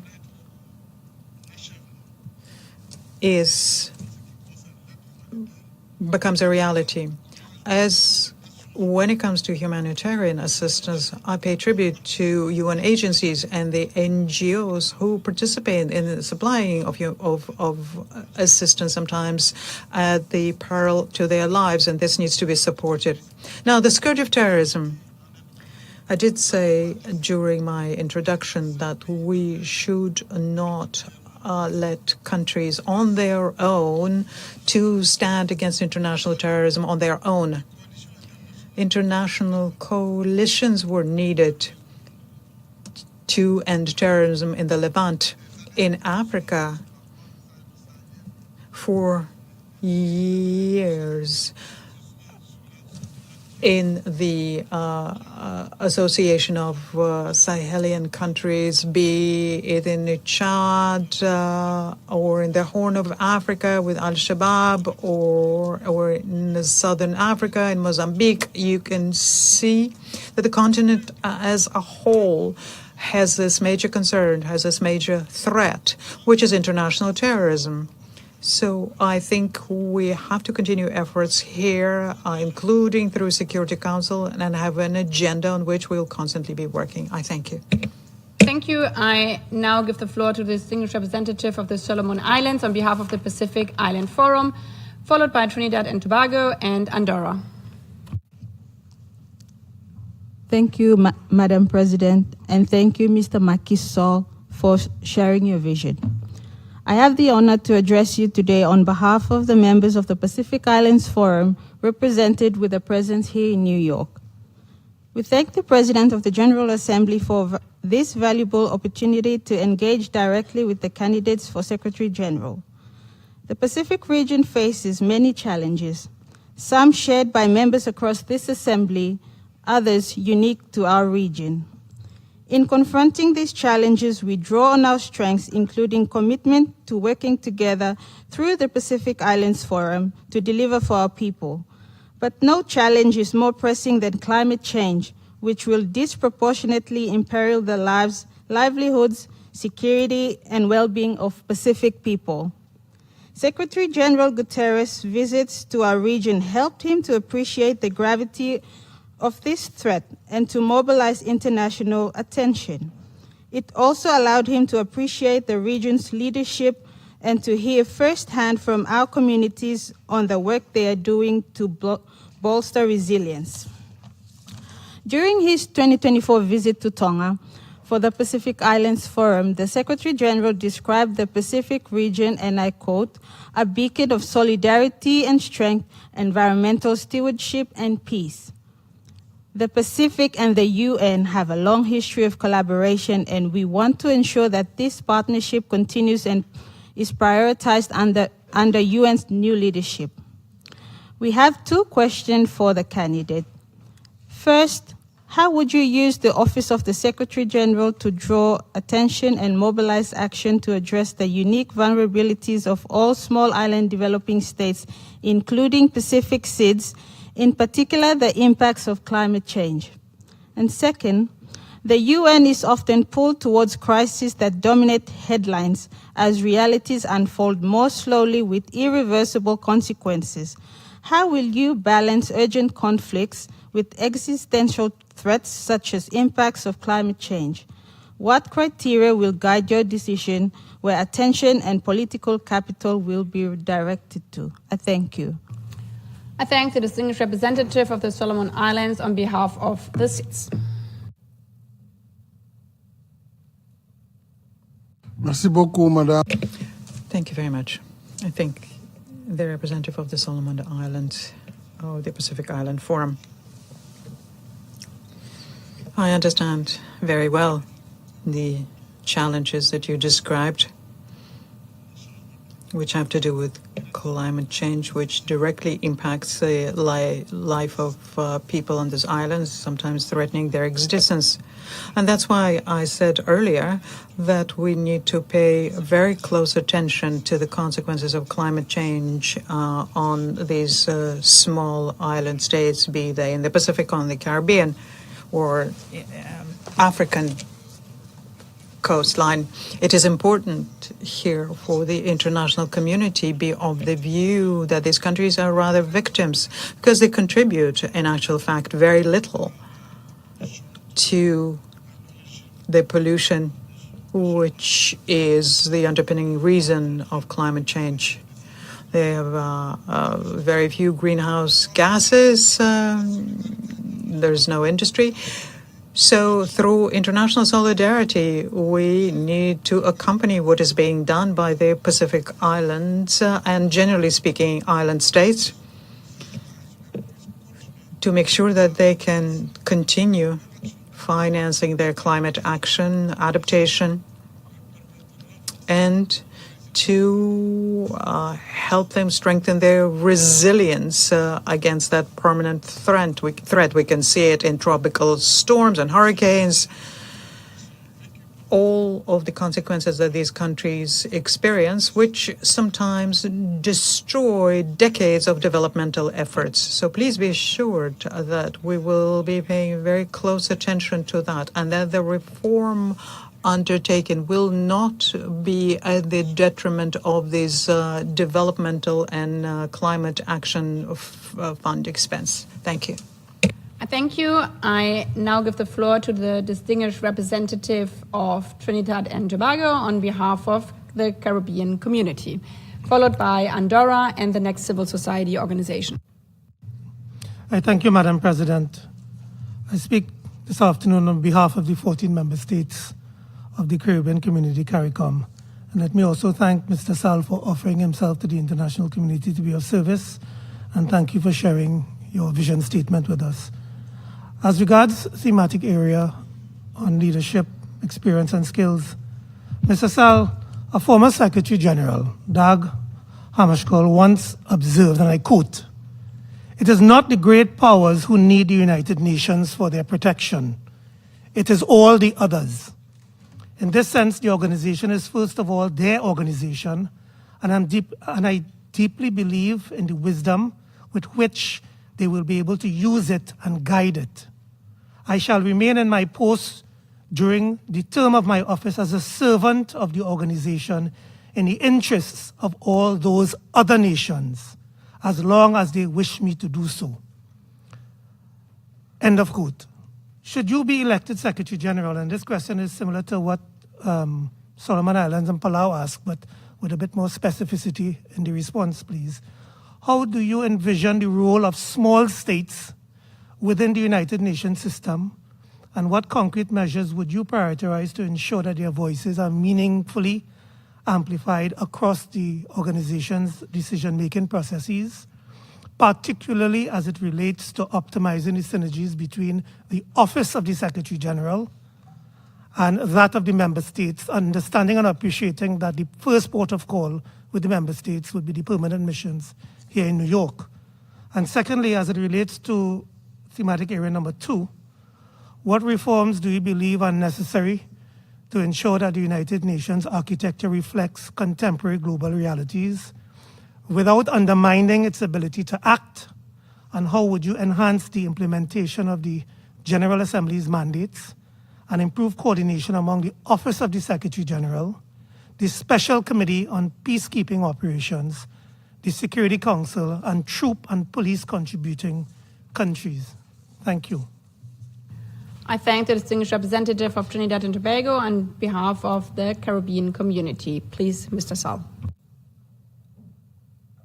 Merci beaucoup, Monsieur le représentant de Trinidad et Tobago. D'abord, je voudrais saluer l'action de votre pays qui a été à l'origine de la création de la Cour pénale internationale. On dit que ce n'est pas parce qu'on est un petit pays qu'on n'a pas de grandes idées. Je voudrais donc saluer cette action. En ce qui concerne le rôle... One doesn't have great ideas in establishing the ICC. As regards your concerns, I would like to say that this will be a major concern for member states. The Office of the Secretary General has to reflect the world of today, as the Security Council should represent the world of today. I didn't have enough time to respond to the question put by Mali on the African questions about Security Council reform. I defended those positions in my other life when I was president of the country, and it was within the framework of Esselunni consensus. So as Secretary General, my role would be to support consensual reform and to make sure that the organization, Security Council in particular, reflects the world of the 21st century. Of course, the reform is not simple, because we have been seeing for 30 years this issue has been under discussion, but we have to try and move the agenda forward with consensus by bearing in mind the need to preserve the effectiveness of the Security Council and its credibility, because the Council also has to be in line with what the world is like today.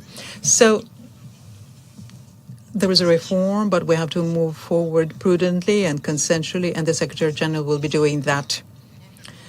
On the role of small states, believe me when I say that that I heard your heartfelt expression, and we will be making sure that there is a balance there, that for every post, I would suggest that there be a man and a woman proposed so that the Secretary General can work on gender balance, but also take into account the geographic reality of each member state. I thank you. I thank you. I now give the floor to the distinguished representative of Andorra on behalf of the group of La Francophonie ambassadors, followed by civil society and Austria. Merci, Madame la Présidente. Thank you, Madam. I take the floor on behalf of 53 countries now. I'm going to go directly to questions, and I know that you're French speaker. You already addressed the issue of multilingualism, but we still have questions on it.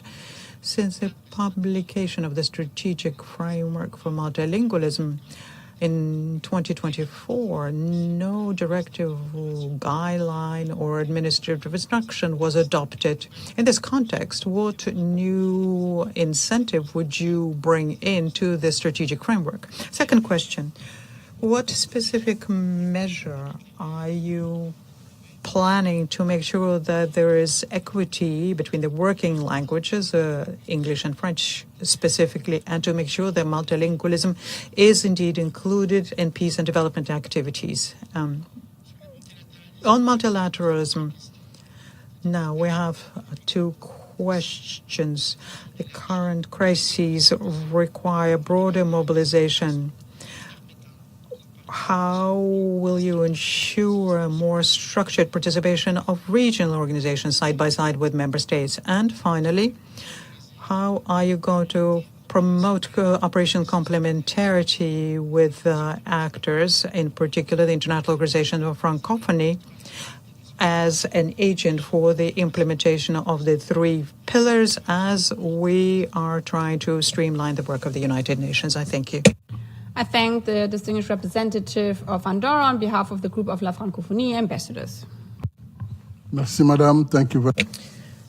Thank you very much. I thank Representative of Andorra, who represents his country and Francophonie. On multilingualism, I think I've already addressed this issue, but I can say now that what is already indicated in the Charter will be implemented on the working languages first, but also I said that we are going to see what new things we can bring in by using artificial intelligence, which today can be very helpful without being very costly for the organization,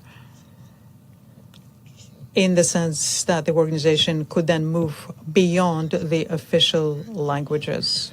So I will take a look at what measures could be taken to make sure that the strategic framework can be implemented.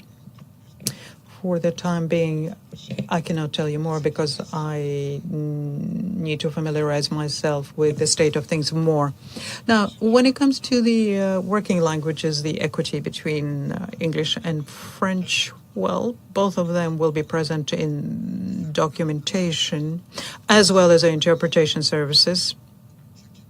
Now, the last aspect that you mentioned, the cooperation between the International Organization of Francophonie and the UN. I think I've already touched upon that this afternoon.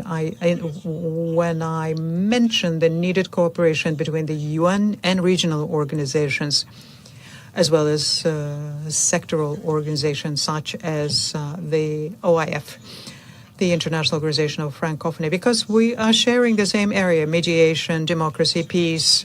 And on these issues, I think there can be complementarity between us, and this will help the organization perhaps to be less present everywhere, but rather work in close cooperation with other frameworks, and there are many of those. And I think we're going to explore all of these possibilities to make sure that the organization is as effective and efficient as possible, but is also be complemented as much as possible, but by other partner organizations. I thank you. I now give the floor to the next civil society organization. Given the technical issues. This will be read out, and the statement has been recorded by Anidi in Young Foundation. Please, you have the floor. Thank you, Madam President. On the behalf of the Anidi and Young Foundation, I will read the following question. What specific strategies do you propose to address ongoing conflicts and prevent future crises, especially in the Middle East, Africa, and Ukraine? How will you balance human rights with the need to prevent atrocities? Thank you. Thank you. Mr. Sall, you have the floor. Merci beaucoup, Madame la représentante de la société. Thank you very much to the representative of civil society. Well, specific strategies to solve conflicts are something where all member states have to act, namely dialogue amongst neighbors, respect for the sovereignty of states, that's a sacrosanct principle, respect for the territorial integrity of states, and then we have the mediation mechanisms and early warning systems. All of those things need to constantly be working. It's a lot cheaper to prevent a conflict than provide solutions once those same conflicts have been triggered. So whether this is working together with regional organizations or, as I said before, or civil society organizations, we need to leverage all areas of dialogue to engage in preventive diplomacy to stop us reaching conflicts within states, but above all between states. Unfortunately, we're seeing increasingly conflicts between countries now. So mediation and early warning and preventive diplomacy need to be operational at all times to hopefully avoid large-scale conflicts breaking out. Then with regard to human rights, well, of course, there are areas where the UN intervenes with peacekeeping forces, and there's zero tolerance with regard to any violence against the local population, particularly gender-based violence. All of those things are going to be continued and strengthened. We also need to ensure that human rights and human rights action really increasingly is emphasized in these operations in order to help populations that have suffered in this area and have no shelter and don't have basic things like housing and water. So it's collective action that is required, and the Secretary General will be the one that will be providing the impetus for all of this, but what's important is the contribution of everybody involved, particularly member states, as part of collective action for peace in the world. Thank you. Thank you. I now give the floor to the distinguished representative of Austria on behalf of the Group of Friends on the Rule of Law, followed by the Kingdom of the Netherlands and Germany. Thank you, President, and merci, Monsieur le Président Macky Sall. Thank you, President Macky Sall. I speak on behalf of over 50 cross-regional members of the Group of Friends of the Rule of Law. In recent years, we have witnessed breaches of even the most fundamental provisions of the UN Charter, including the obligation of all member states to refrain in their international relations from the threat or use of force, as well as mass atrocities committed at large scale in grave breach of international law. All this paired with the failure of the Security Council to take adequate action in response. So 2 questions of the Group of Friends of the Rule of Law. What concrete, proactive and preventive measures would you personally pursue if elected as Secretary General to strengthen the rule of law and prevent breaches by member states of the Charter's principles and of international law? And the second question, and please be specific, what specific preventive diplomacy initiatives would you launch or strengthen? I know this has been just asked, so kindly be specific on this one. I thank you. I thank the distinguished representative of Austria on behalf of the Group of Friends on the Rule of Law. Please. Thank you, Madam President. Merci beaucoup. Thank you very much to the distinguished representative of Austria. Speaking on behalf of the Group of Friends of the Rule of Law, I'd like to recall that in the current international context, any initiative reaffirming the respect for international law and of the United Nations Charter is an important initiative that I would fully support. The Group of Friends of the Rule of Law, as you said, you're 50 countries and you make a very useful contribution to promoting legal certainty, respect for international obligations, the sovereign equality of states, and above all, the peaceful settlement of disputes.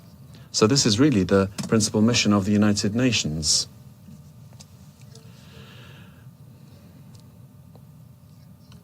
You really are helping the United Nations to do its basic work every day. So I remain attached to non-recourse to violence and force, and above all, to respect for the territorial integrity of member states. And also to ensure that international law is applied without being selective. And I will recall that every time that it needs to be done. But what we need to do is to apply this message to everyone without any double standards or favoritism. Thank you. Oui, pour la prévention diplomatique. With regard to diplomatic prevention, you're right. That helps us to work upstream of crises being triggered.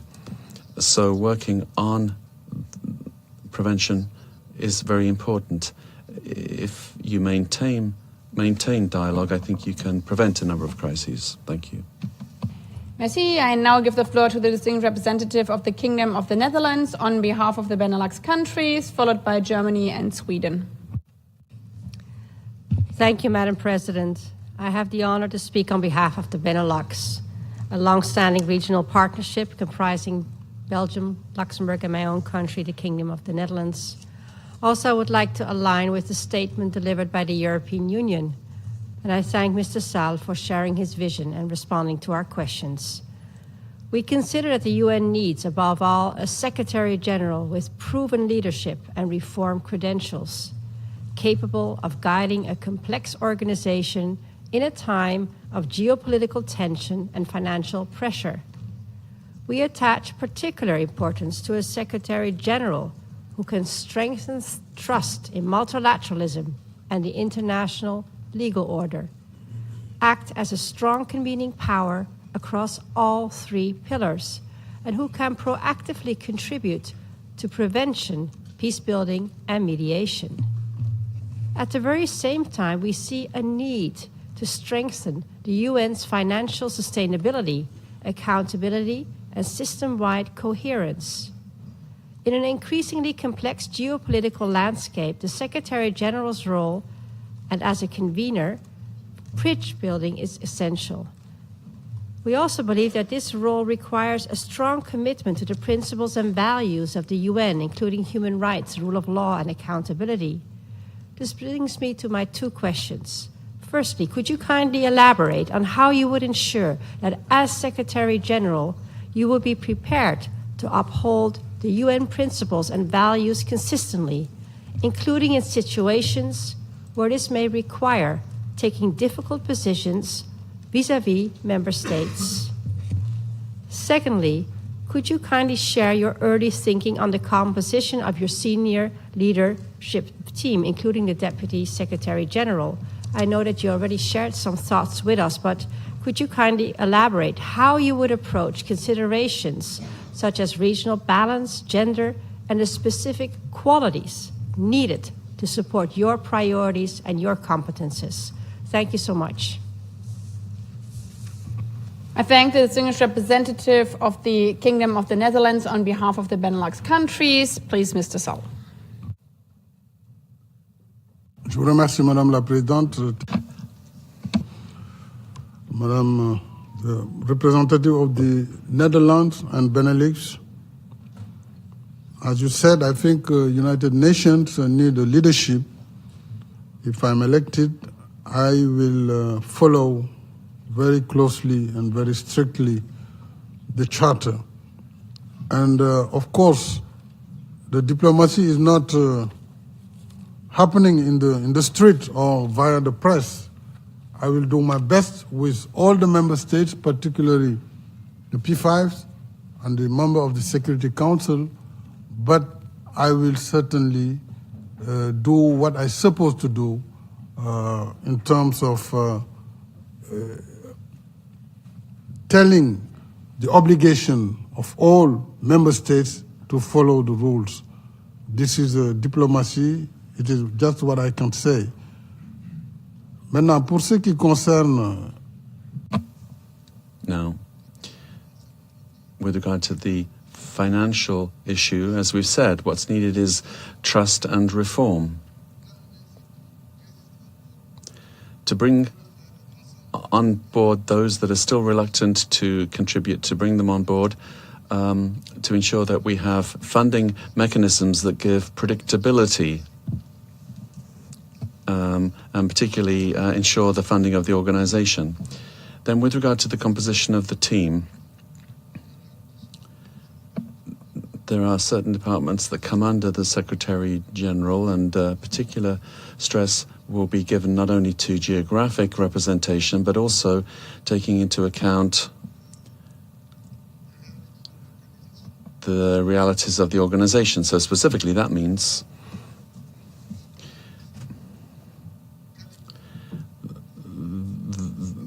that there are different levels of contribution. That's true, but we also need to take into account geographic representation. Both things are true. I will ensure that the principle of parity is respected, and so member states are requested for each post that they might qualify for to put forward a qualified woman candidate in addition to other candidates. And these candidates are everywhere. I can't say any more in this regard right now because I don't have information about the whole team surrounding the Secretary General. But what I can say is that we have specialized agencies as well, and the rules of those organizations are very clear. And very often it's the countries through the regions that organize selection there and election of leaders for those agencies, funds and programs. You can be assured that I would be a very fair Secretary General, and I would work in a transparent fashion with all member states. That's my commitment to you, and I will keep my word. Thank you. Thank you. I now give the floor to the distinguished representative of Germany on behalf of the group of 4, followed by Sweden and the next civil society organization. Madam President, thank you very much.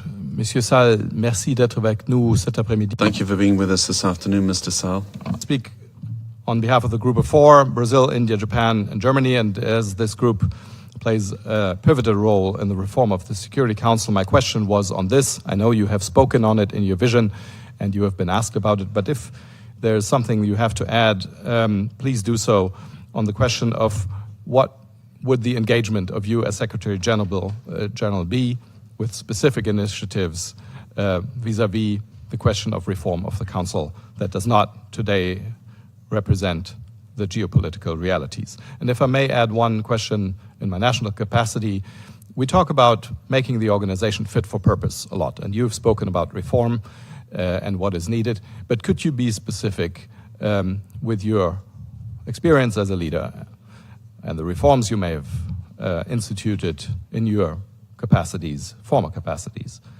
What do you think is most needed in terms of reform of the organization, and how does your experience pertain to that? I thank the distinguished representative of Germany on behalf of the group of 4. Please, Mr. Sall. Merci beaucoup, Madame la Présidente, et merci, Monsieur. Thank you very much, Madam President, and I thank the representative of Germany and also the group of 4 with regard to Security Council reform. I would recall, Ambassador, that this debate has been ongoing now for 32 years. And one thing that we can all agree on is that today the Security Council is not representative of today's world. We all agree on that. But having said that, how can we now ensure that the Council is more representative? Well, that's the crux of the problem. You've got the group that Germany represents, Germany, Brazil, India, and I can't remember the fourth, says the speaker. It'll come back to me. And these countries are asking to enter the Council as permanent members. Then you have developing countries that are not represented at all because they weren't there when the UN was created. And the African Union, for a long time now, has been proceeding according to the Esselwini consensus with regard to non-permanent members with the right to veto. And there are others who feel that reform cannot take place now in a time of tension, that more time is needed for reform. What I can try to do is push the agenda forward, and we need to ensure inclusion whilst also bearing in mind the need to maintain the credibility and above all the effectiveness of the Council, because with 5 vetoes that's already a hard task. So now we need to see how we can engage reform but still ensuring the effectiveness of the Council. So all options are on the table, and I will push as hard as I can. Obviously, the decision is not that of the Secretary-General, it is a decision of member states if this reform is to go forward.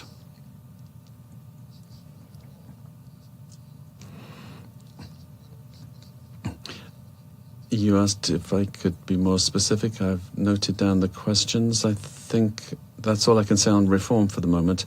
We have to continue to be bold in this reform, but take the time that is necessary to ensure that inclusion is a reality. Also, equity, fairness is a reality. And I think everybody can agree that the Council does need to enlarge. Thank you. I thank you. I now give the floor to the distinguished representative of Sweden, also on behalf of Switzerland, followed by the CSO. Merci, Madame la Présidente. Thank you, Madam President. President Macky Sall. To pose 4 questions on behalf of Switzerland and my own country, Sweden. First, the UN Charter stresses the independence of the Secretary General.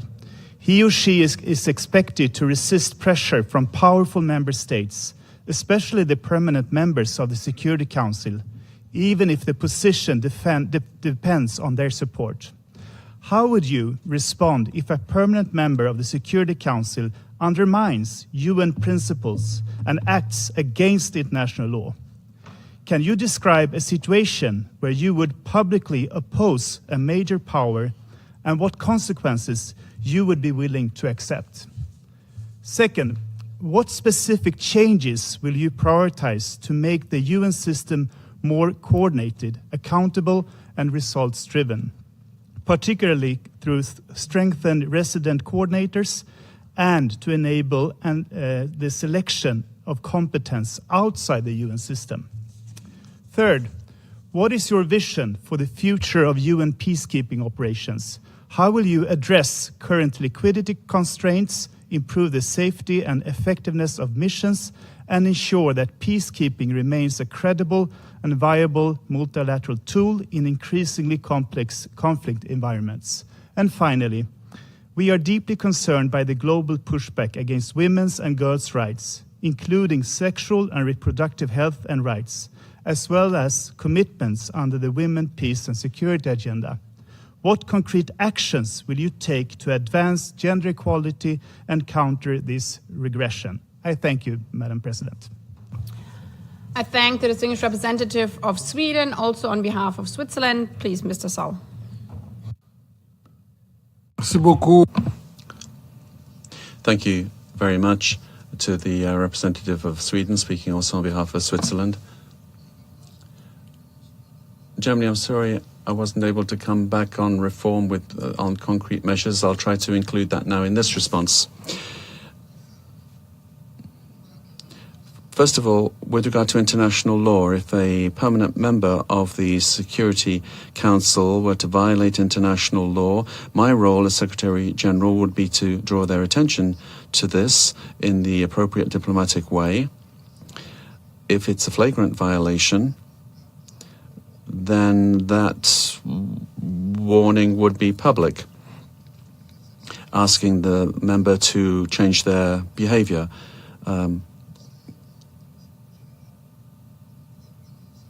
Once again, the United Nations is made up of its members.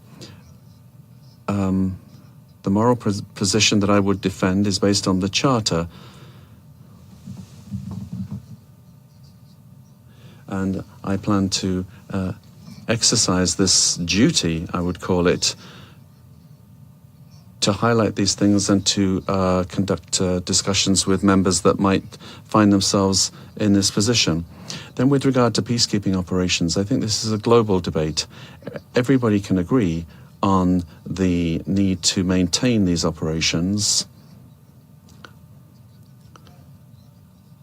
because if they weren't there, certainly with regard to all these border conflicts, where you have blue helmets or political missions, they're so important.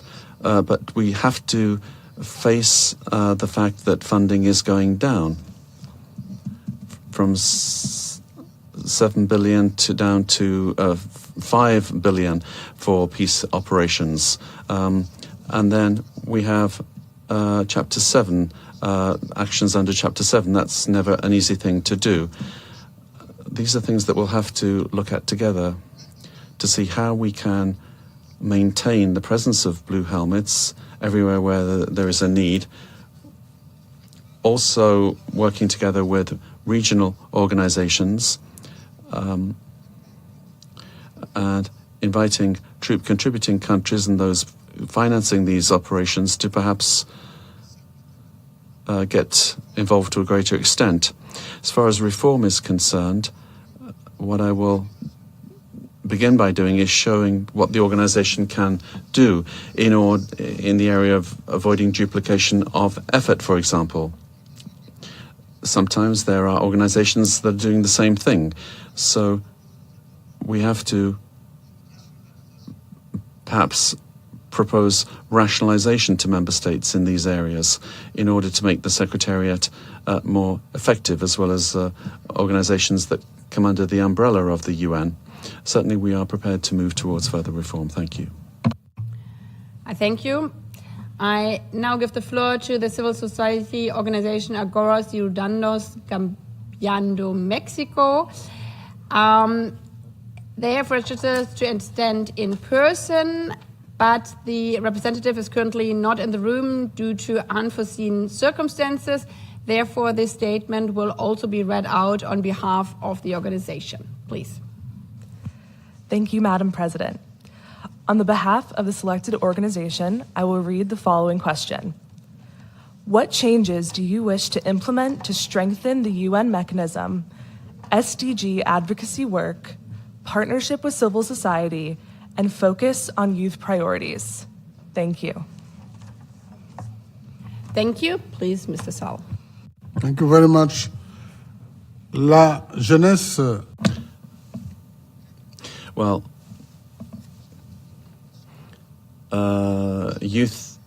young people account for the majority of the population, even though we have a reverse pyramid in developed countries.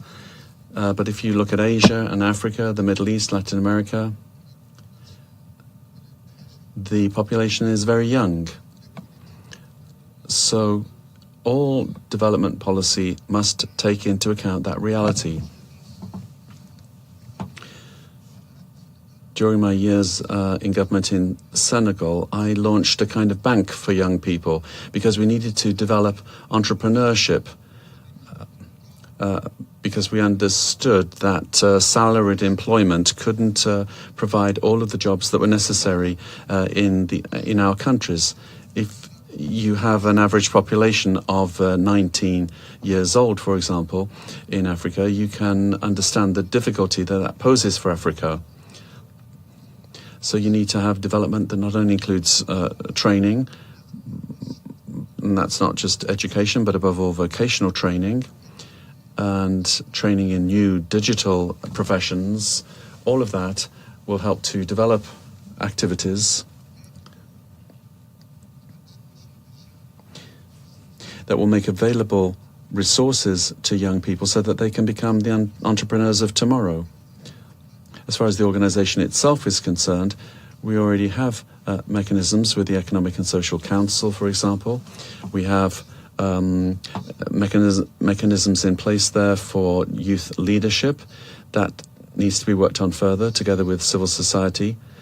But more generally, I think that the issue is youth employment, and we need to pay particular attention to that because migration and even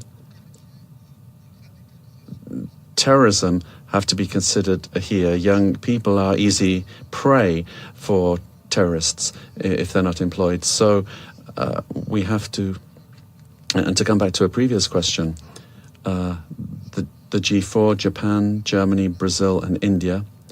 Just wanted to correct that because I couldn't give the complete list just now. Thank you, Madam President. I now give the floor to the distinguished representative of Finland, also on behalf of Jordan, followed by Australia and Malaysia as the first country on behalf of their national capacity. Thank you, Madam President. Thank you, Mr. Sall, for presenting your vision here and sharing your thoughts and views with us. Jordan and Finland have the honor to serve as the co-chairs of the group of champions of youth, peace and security. The youth can be the key contributors to peace and resilience globally. As co-chairs, we work closely with young peace builders and youth-led networks to ensure that their perspectives meaningfully inform discussions at the UN. Thus, the following question comes directly from young peace builders. If elected, how would you leverage your role as the Secretary General to advance the youth, peace and security agenda in a meaningful way? Would you be able to give us one concrete example? Thank you very much. I thank the distinguished representative of Finland, also on behalf of Jordan, please. Merci beaucoup. Thank you very much to the representative of Finland, and speaking on behalf of Jordan as well. I congratulate your two countries for having established the network of young people for peace and security. Promoting the peace and security agenda is, when doing that, it's important to incorporate not just young people, but also women. Women are central to peace, particularly in Africa. We see a lot of intervention by women in solving conflicts and also preventing conflicts. And the same thing would apply to young people. We have to encourage this agenda, particularly since in a lot of conflicts we see child soldiers, for example. Very often they become easy victims for recruitment and for radicalization. So we need to do everything that we can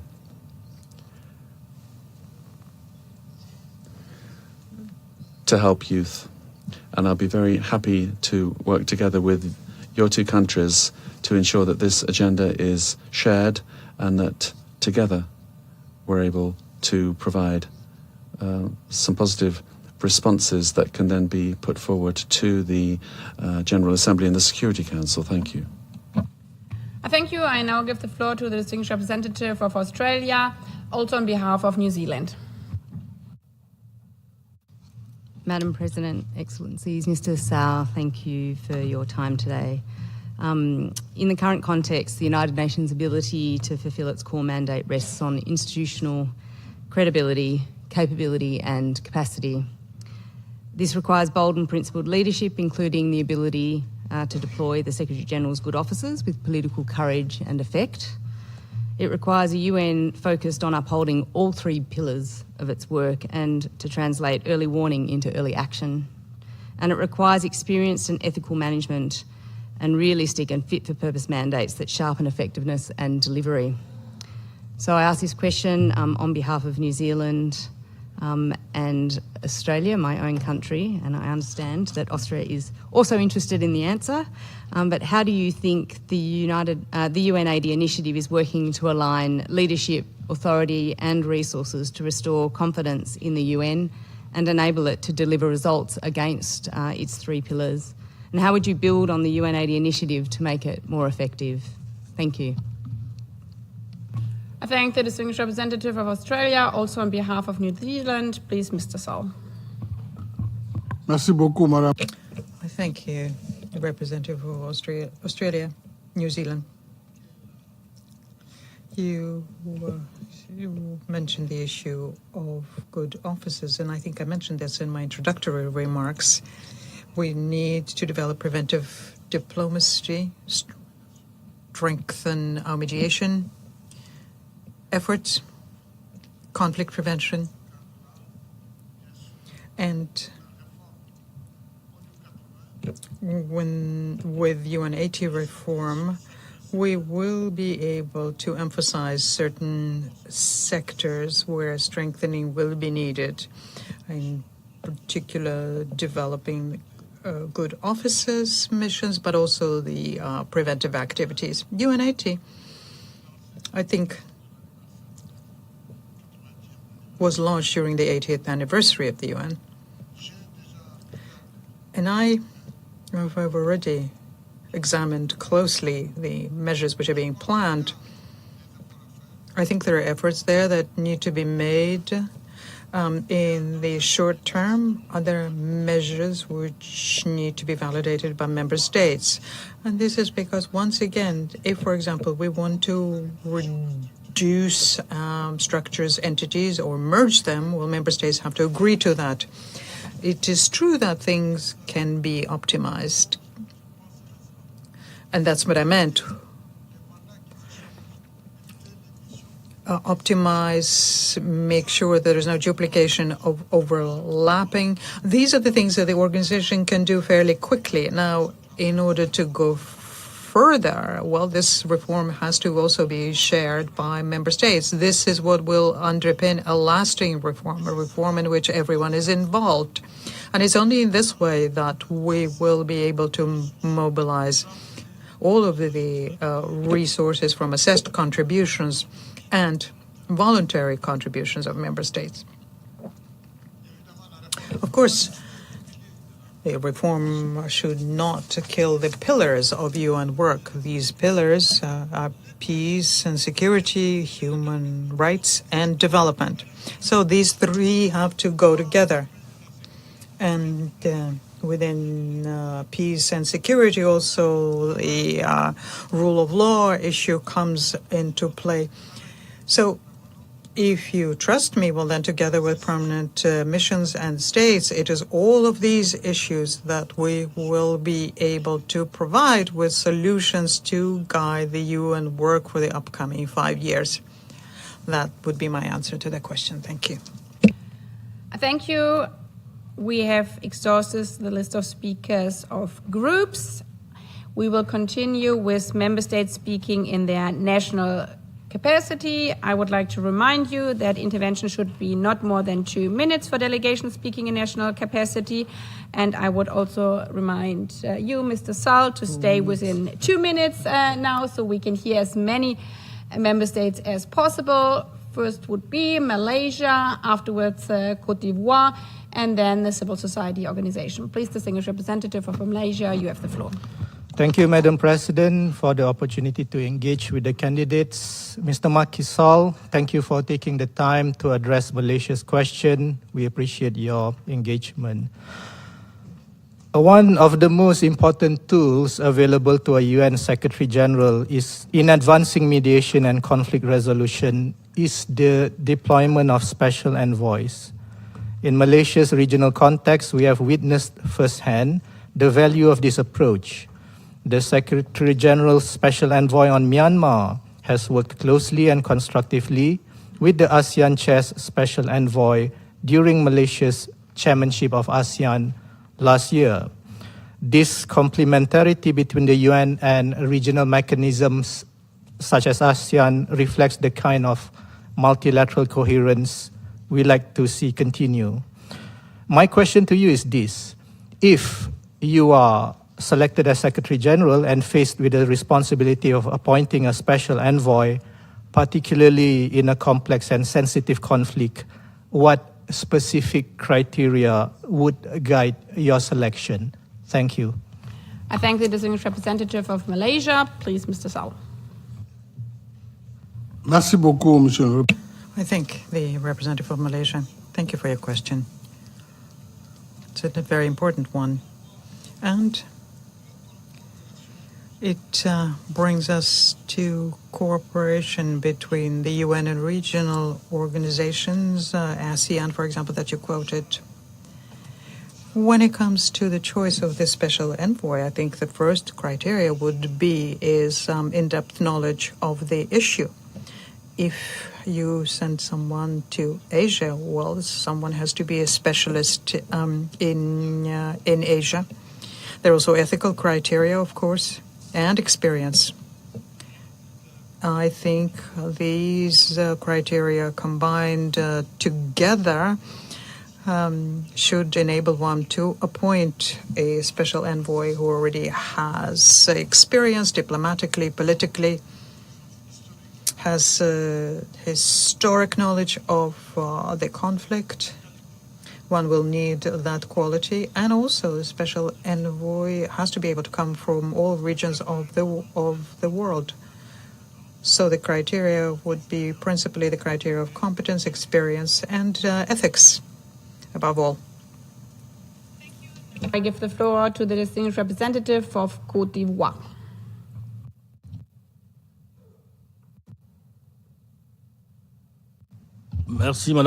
Thank you, Madam President. President Macky Sall, please allow me to express to you our thanks for the vision and the forward-looking priorities that you shared with us during your initial presentation, and which shows an in-depth knowledge of our world. Your candidacy comes at a very crucial time where we at the UN, we are facing a special time, in particular geopolitical tensions, budgetary limitation crisis within the organization, erosion of multilateralism, and increasing questions about the effectiveness of institutional mechanism. Given all of that, for the UN is perceived as limited within its capacity to act internationally, which specific reforms you would propose to increase its effectiveness, credibility, and its response capacity to various multidimensional crises?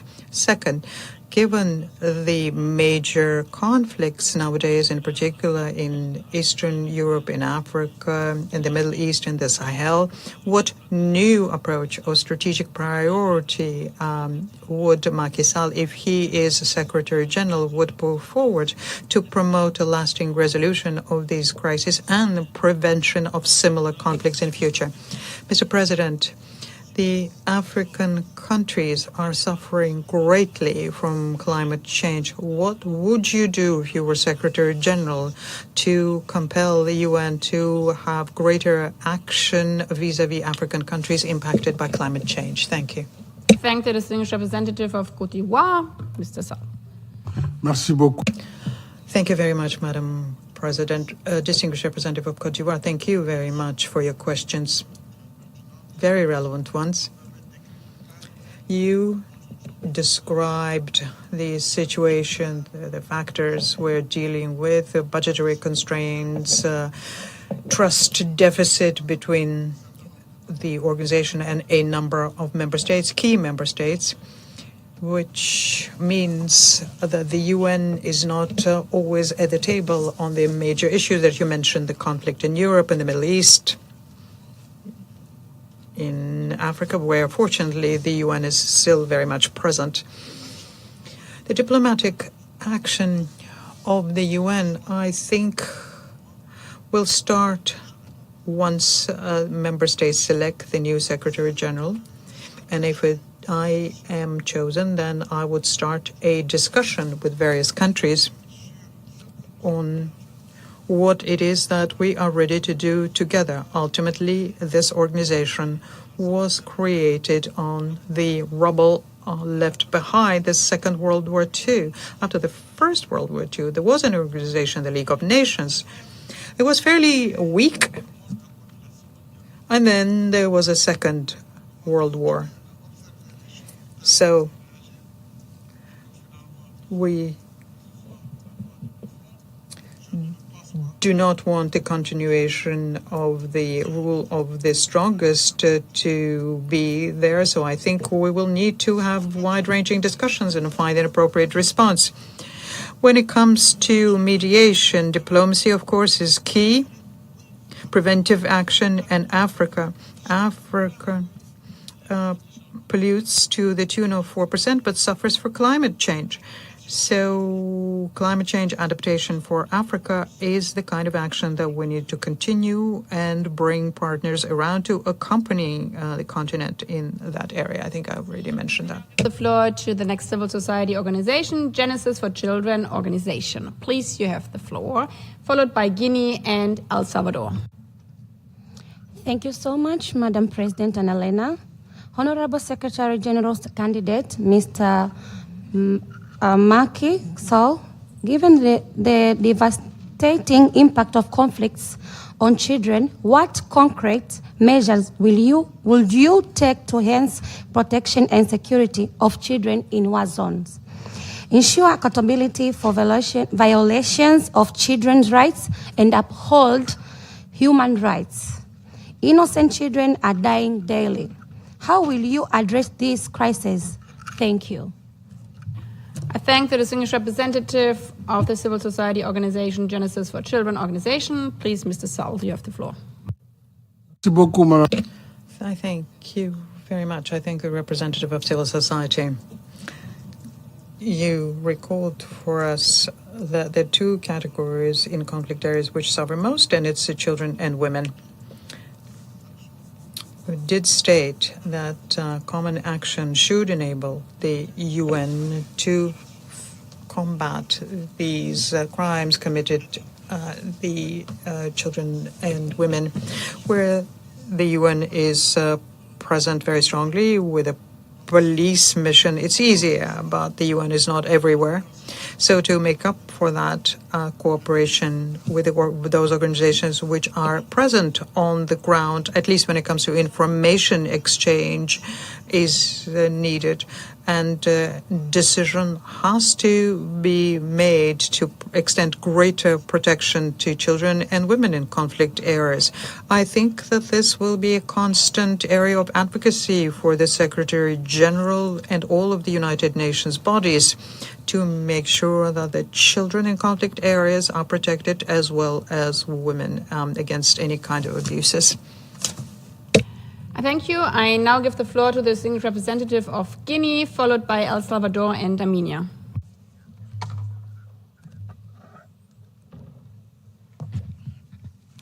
Merci, Madame la. Thank you, Madam President. And I thank Mr. Macky Sall for her brilliant statement. Mr. Sall, why do you want to become Secretary General of the United Nations today? That's my question number one. Question number two, what would be your absolute topmost priority once you become Secretary General if this happens? And next question, Africa must have a permanent seat with the Security Council with a veto power, according to the Common African Position. I thank you. I thank the distinguished representative of Guinea. Bless you. And I give the floor to Mr. Sall. Merci beaucoup. Thank you. Merci, Madame la. I think the representative of Guinea. Why do I want to present my candidacy for the post of the UN Secretary General in this context of today, which is characterized by fragmentation, multiple crises, including the liquidity crisis? I'm convinced that the years I spent working as a public servant have enabled me to work together with various forces and entities. I worked locally. I was a mayor. I was an arbiter in very basic conflicts, sometimes between a taxi and a market seller, and therefore paid attention to concerns of individuals, even those who seem to be the least important. Of course, no one is least important, but what I'm trying to say is in the course of my responsibilities, I learned to negotiate. Then when I was at ECOWAS, I had to act when there was a coup d'etat in Burkina Faso. And through persuasion, we managed to make sure that the junta put the power back in place and the authority was taken back by the civilians. With the G20, when I was the head of the African Union, I talked to all of the leaders, as a result of which we entered the G20. This was not an obvious thing at the time, but it was through discussion, through dialogue. And I think that this capacity I have to talk to anyone, everyone, without any barriers, this is what I want to and can put at the disposal of the organization. And then the capacity to reform and accompany a reform. Not on the right, not on the left, not on with the east or the west, now north or south. I have this capacity, and I want to put it at the disposal of the UN and member states to move our common agenda forward.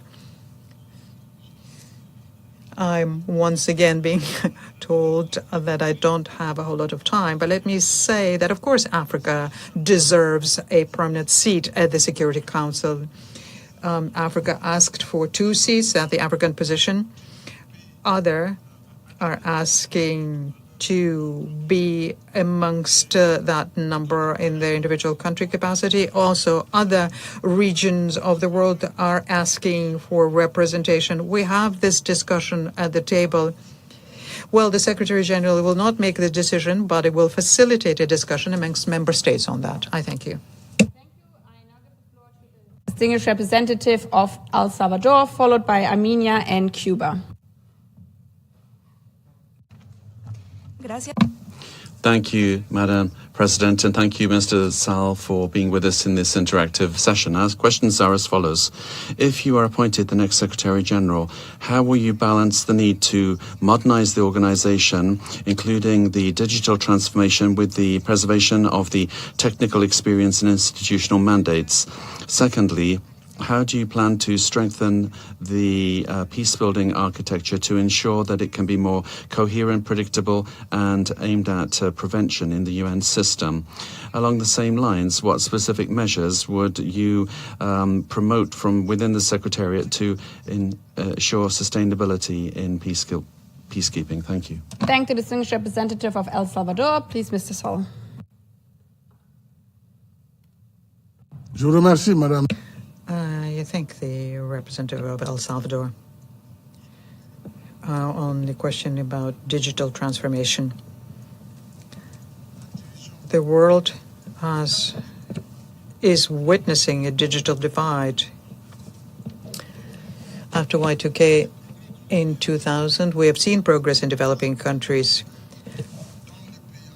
but also the gap in developing countries. Well, now this gap is narrowing, can be narrowed more easily, and artificial intelligence should enable us to narrow it further.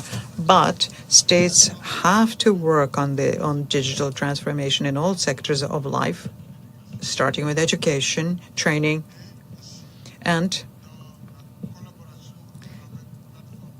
by cooperating through a global platform which needs to subsume under it the issues that artificial intelligence, of course, will bring about. François Rabelais was already saying this in the 16th century, that science without conscience will ruin your soul. Technological progress is very beneficial, but if it's not properly approached, well, this can be a source of a great deal of challenges for humankind. So we have to continue working on that to guarantee that there is financing for peace, cooperation with regional organizations, the principle of subsidiarity, but also the example of Resolution 2719 for African states is a model which shows that the United Nations can work together with these organizations and thus perhaps reduce budgets accordingly, but also be more effective, especially be more effective. And this applies to other regions of the world, and that's where we're going to be working, I think. Thank you. I now give the floor to the distinguished representative of Armenia, followed by Cuba, and we have 15 minutes left, so we will probably hear 3 more national statements. Please, the distinguished representative of Armenia. Je vous remercie, Monsieur le Président Sall. Thank you, President Sall, for your very edifying responses. At the time when the effectiveness of the United Nations in the area of conflict prevention and peace building is being brought into question, including in situations where peace agreements remain fragile, how would you strengthen the proactive role to be played by the Secretary General in terms of early warning and also accompanying peace processes to make sure that they are irreversible? We also associate ourselves with the concerns of vulnerable countries, Kyrgyzstan, for example, the landlocked countries, and the concerns of Philippines, the medium-income countries. Thank you. I thank the distinguished representative of Armenia. Please, Mr. Sall. Merci beaucoup. Thank you very much, the representative of Armenia. It's always the same question, the very important one, issue of early warning, prevention, mediation, which needs to be an everyday kind of action and work so as to prevent conflicts. So it will be important. Well, this work is already being done by the UN. Of course, it needs to be strengthened. Major diplomatic entity work for conflict prevention and mediation. In this regard, we mentioned special envoys, personal envoys. I think all of this is available to the Secretary General, but in addition to that, there is cooperation with regional organizations who are closer to the situation on the ground and enables them to work effectively against emerging conflicts. For the remainder of that, Kyrgyzstan, yes, landlocked country. I made a mistake there. I think that landlocked countries have the same rights as coastal countries. We have a convention that says that landlocked countries have to have the same facilities for transit, and also to make sure that barriers do not block international trade and do not create an additional burden as regards their national activity. And in many regions of the world, these landlocked countries do work with coastal states to have access to ports and, in particular, transport corridors to make goods transport easier for them. Thank you. Merci. I now give the floor to the distinguished representative of Cuba, followed by Namibia and the Russian Federation. Thank you very much, Madam President. Distinguished President Macky Sall, following on from the G77 and AOSIS questions, we'd like to put the following 2 questions in our national capacity, which to extent have been covered by other delegations, but perhaps we can cover some things that, for reasons of time, you weren't able to go into in greater detail. Given the growing conflicts and warlike action, what would the Secretary-General do to promote a culture of peace, help to solve disputes, and recommend the non-use of force?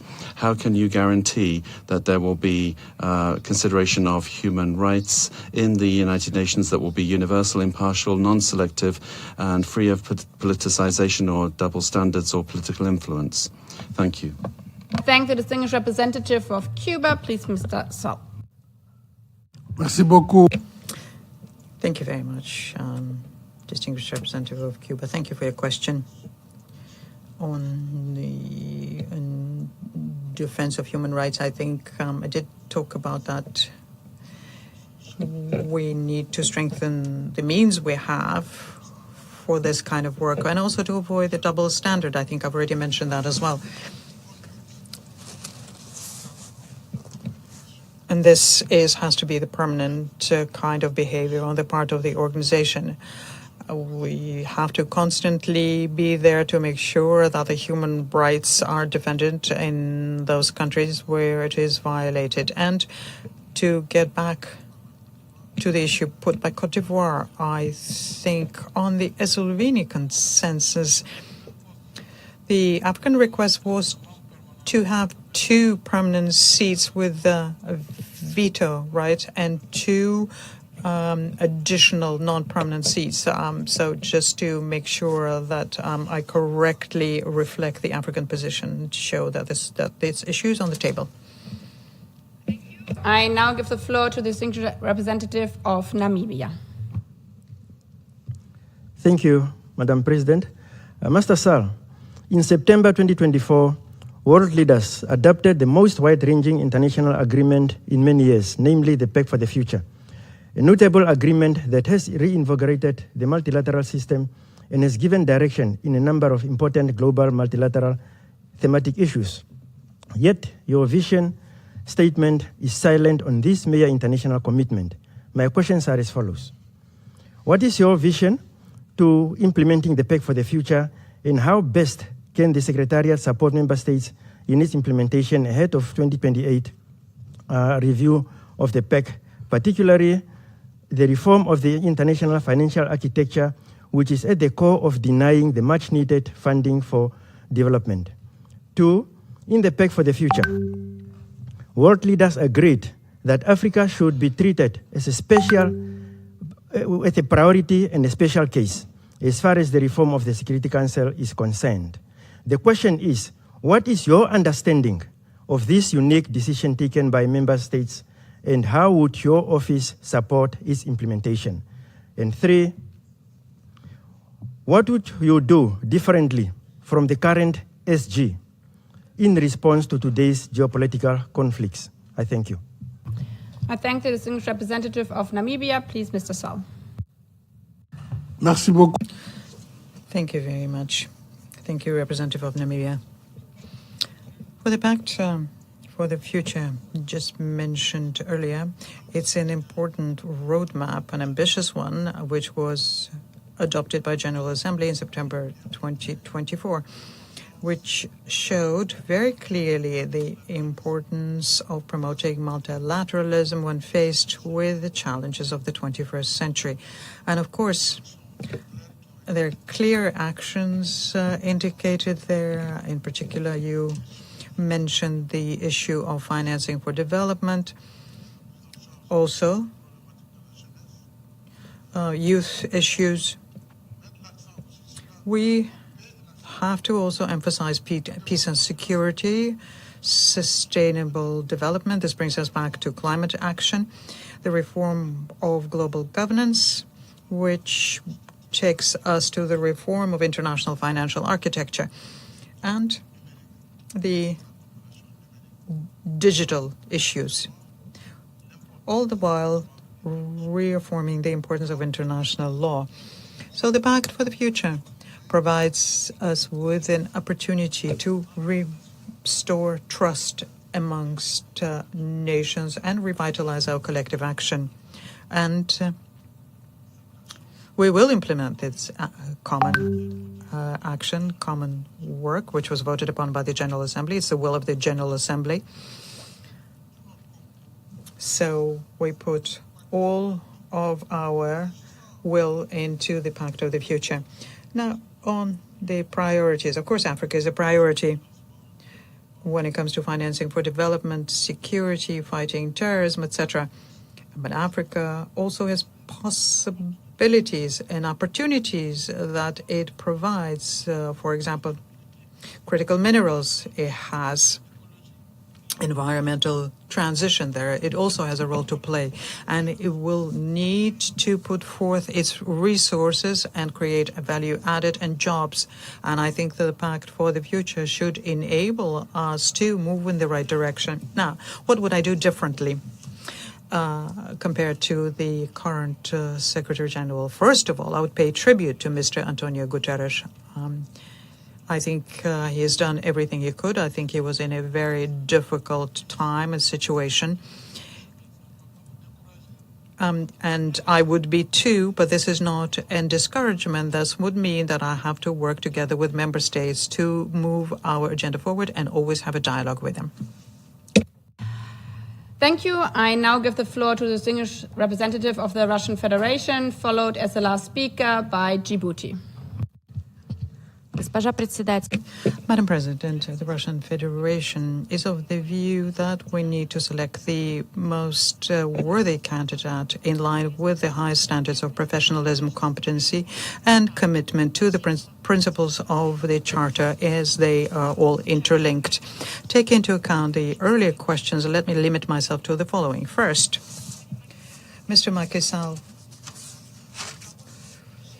does the Secretary General have the right to be guided by General Assembly decisions which are not consensus and outside of the General Assembly authorities under the Charter, especially when this issue is being considered by the Secretary General? Second, do you think that the Charter issues can be arranged according to priorities? This is something that the current Secretary General is doing and decides where self-determination is a priority and where the issue of territorial integrity is one. Thank you. Please, Mr. Sall. Merci beaucoup. Thank you very much to the representative of the Russian Federation.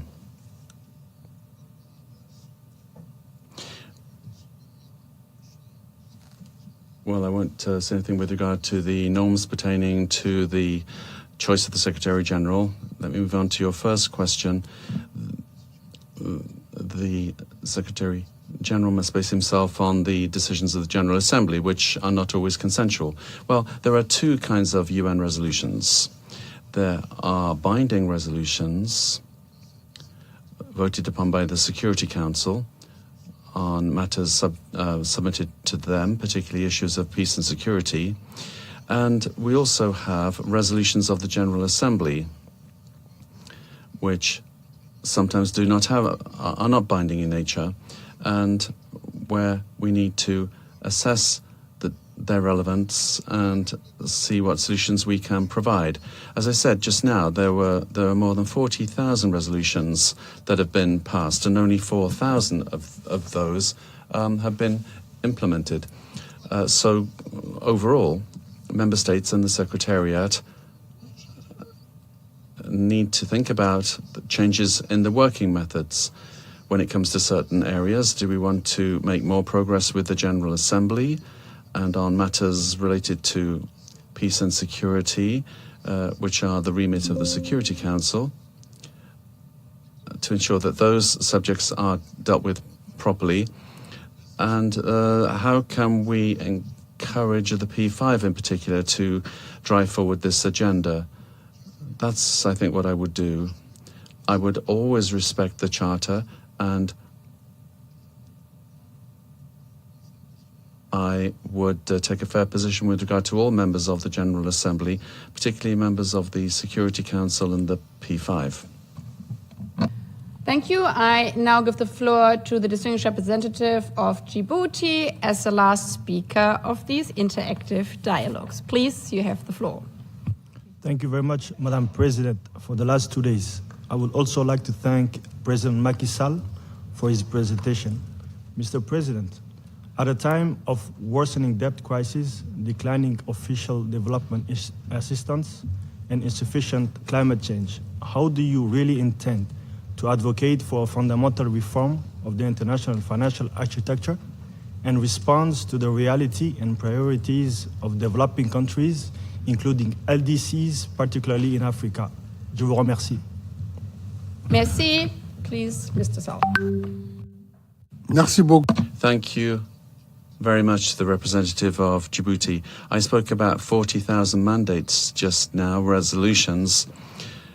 The debt is going up, and ODA is going down, and that's the situation we face. So we need to find an alternative, and that alternative is the new financial architecture, to see through what alternative mechanism we can strengthen ODA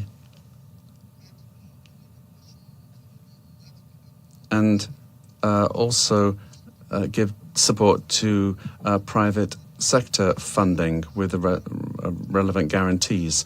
That's something that is being discussed, and I'd like, if I may, to draw some general conclusions now. The world's challenge reminds us of one essential truth: our destiny is shared. That is why the United Nations remains indispensable.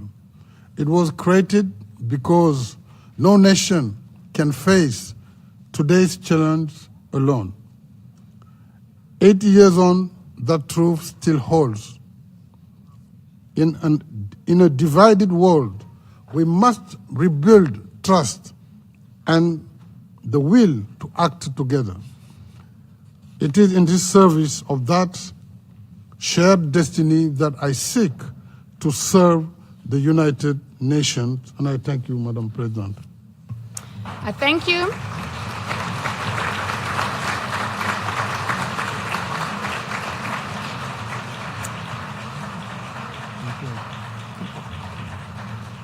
I thank you, Mr. Sall. We have now come to the end of this interactive dialogue. I would like to thank Mr. Sall, and I would like to thank you, member states and civil society, for your contribution. And if you could keep a bit silent for the last seconds, because I would like to also thank, in the name of all 193 member states, the teams who work and made these interactive dialogues possible. In particular, I would like to recognize the conference officers, the sound engineers, the interpreters, the security officers, the webcast team, the media team, the civil society team, the protocol team, the Secretariat of the General Assembly, and the team of my office in the OPGA.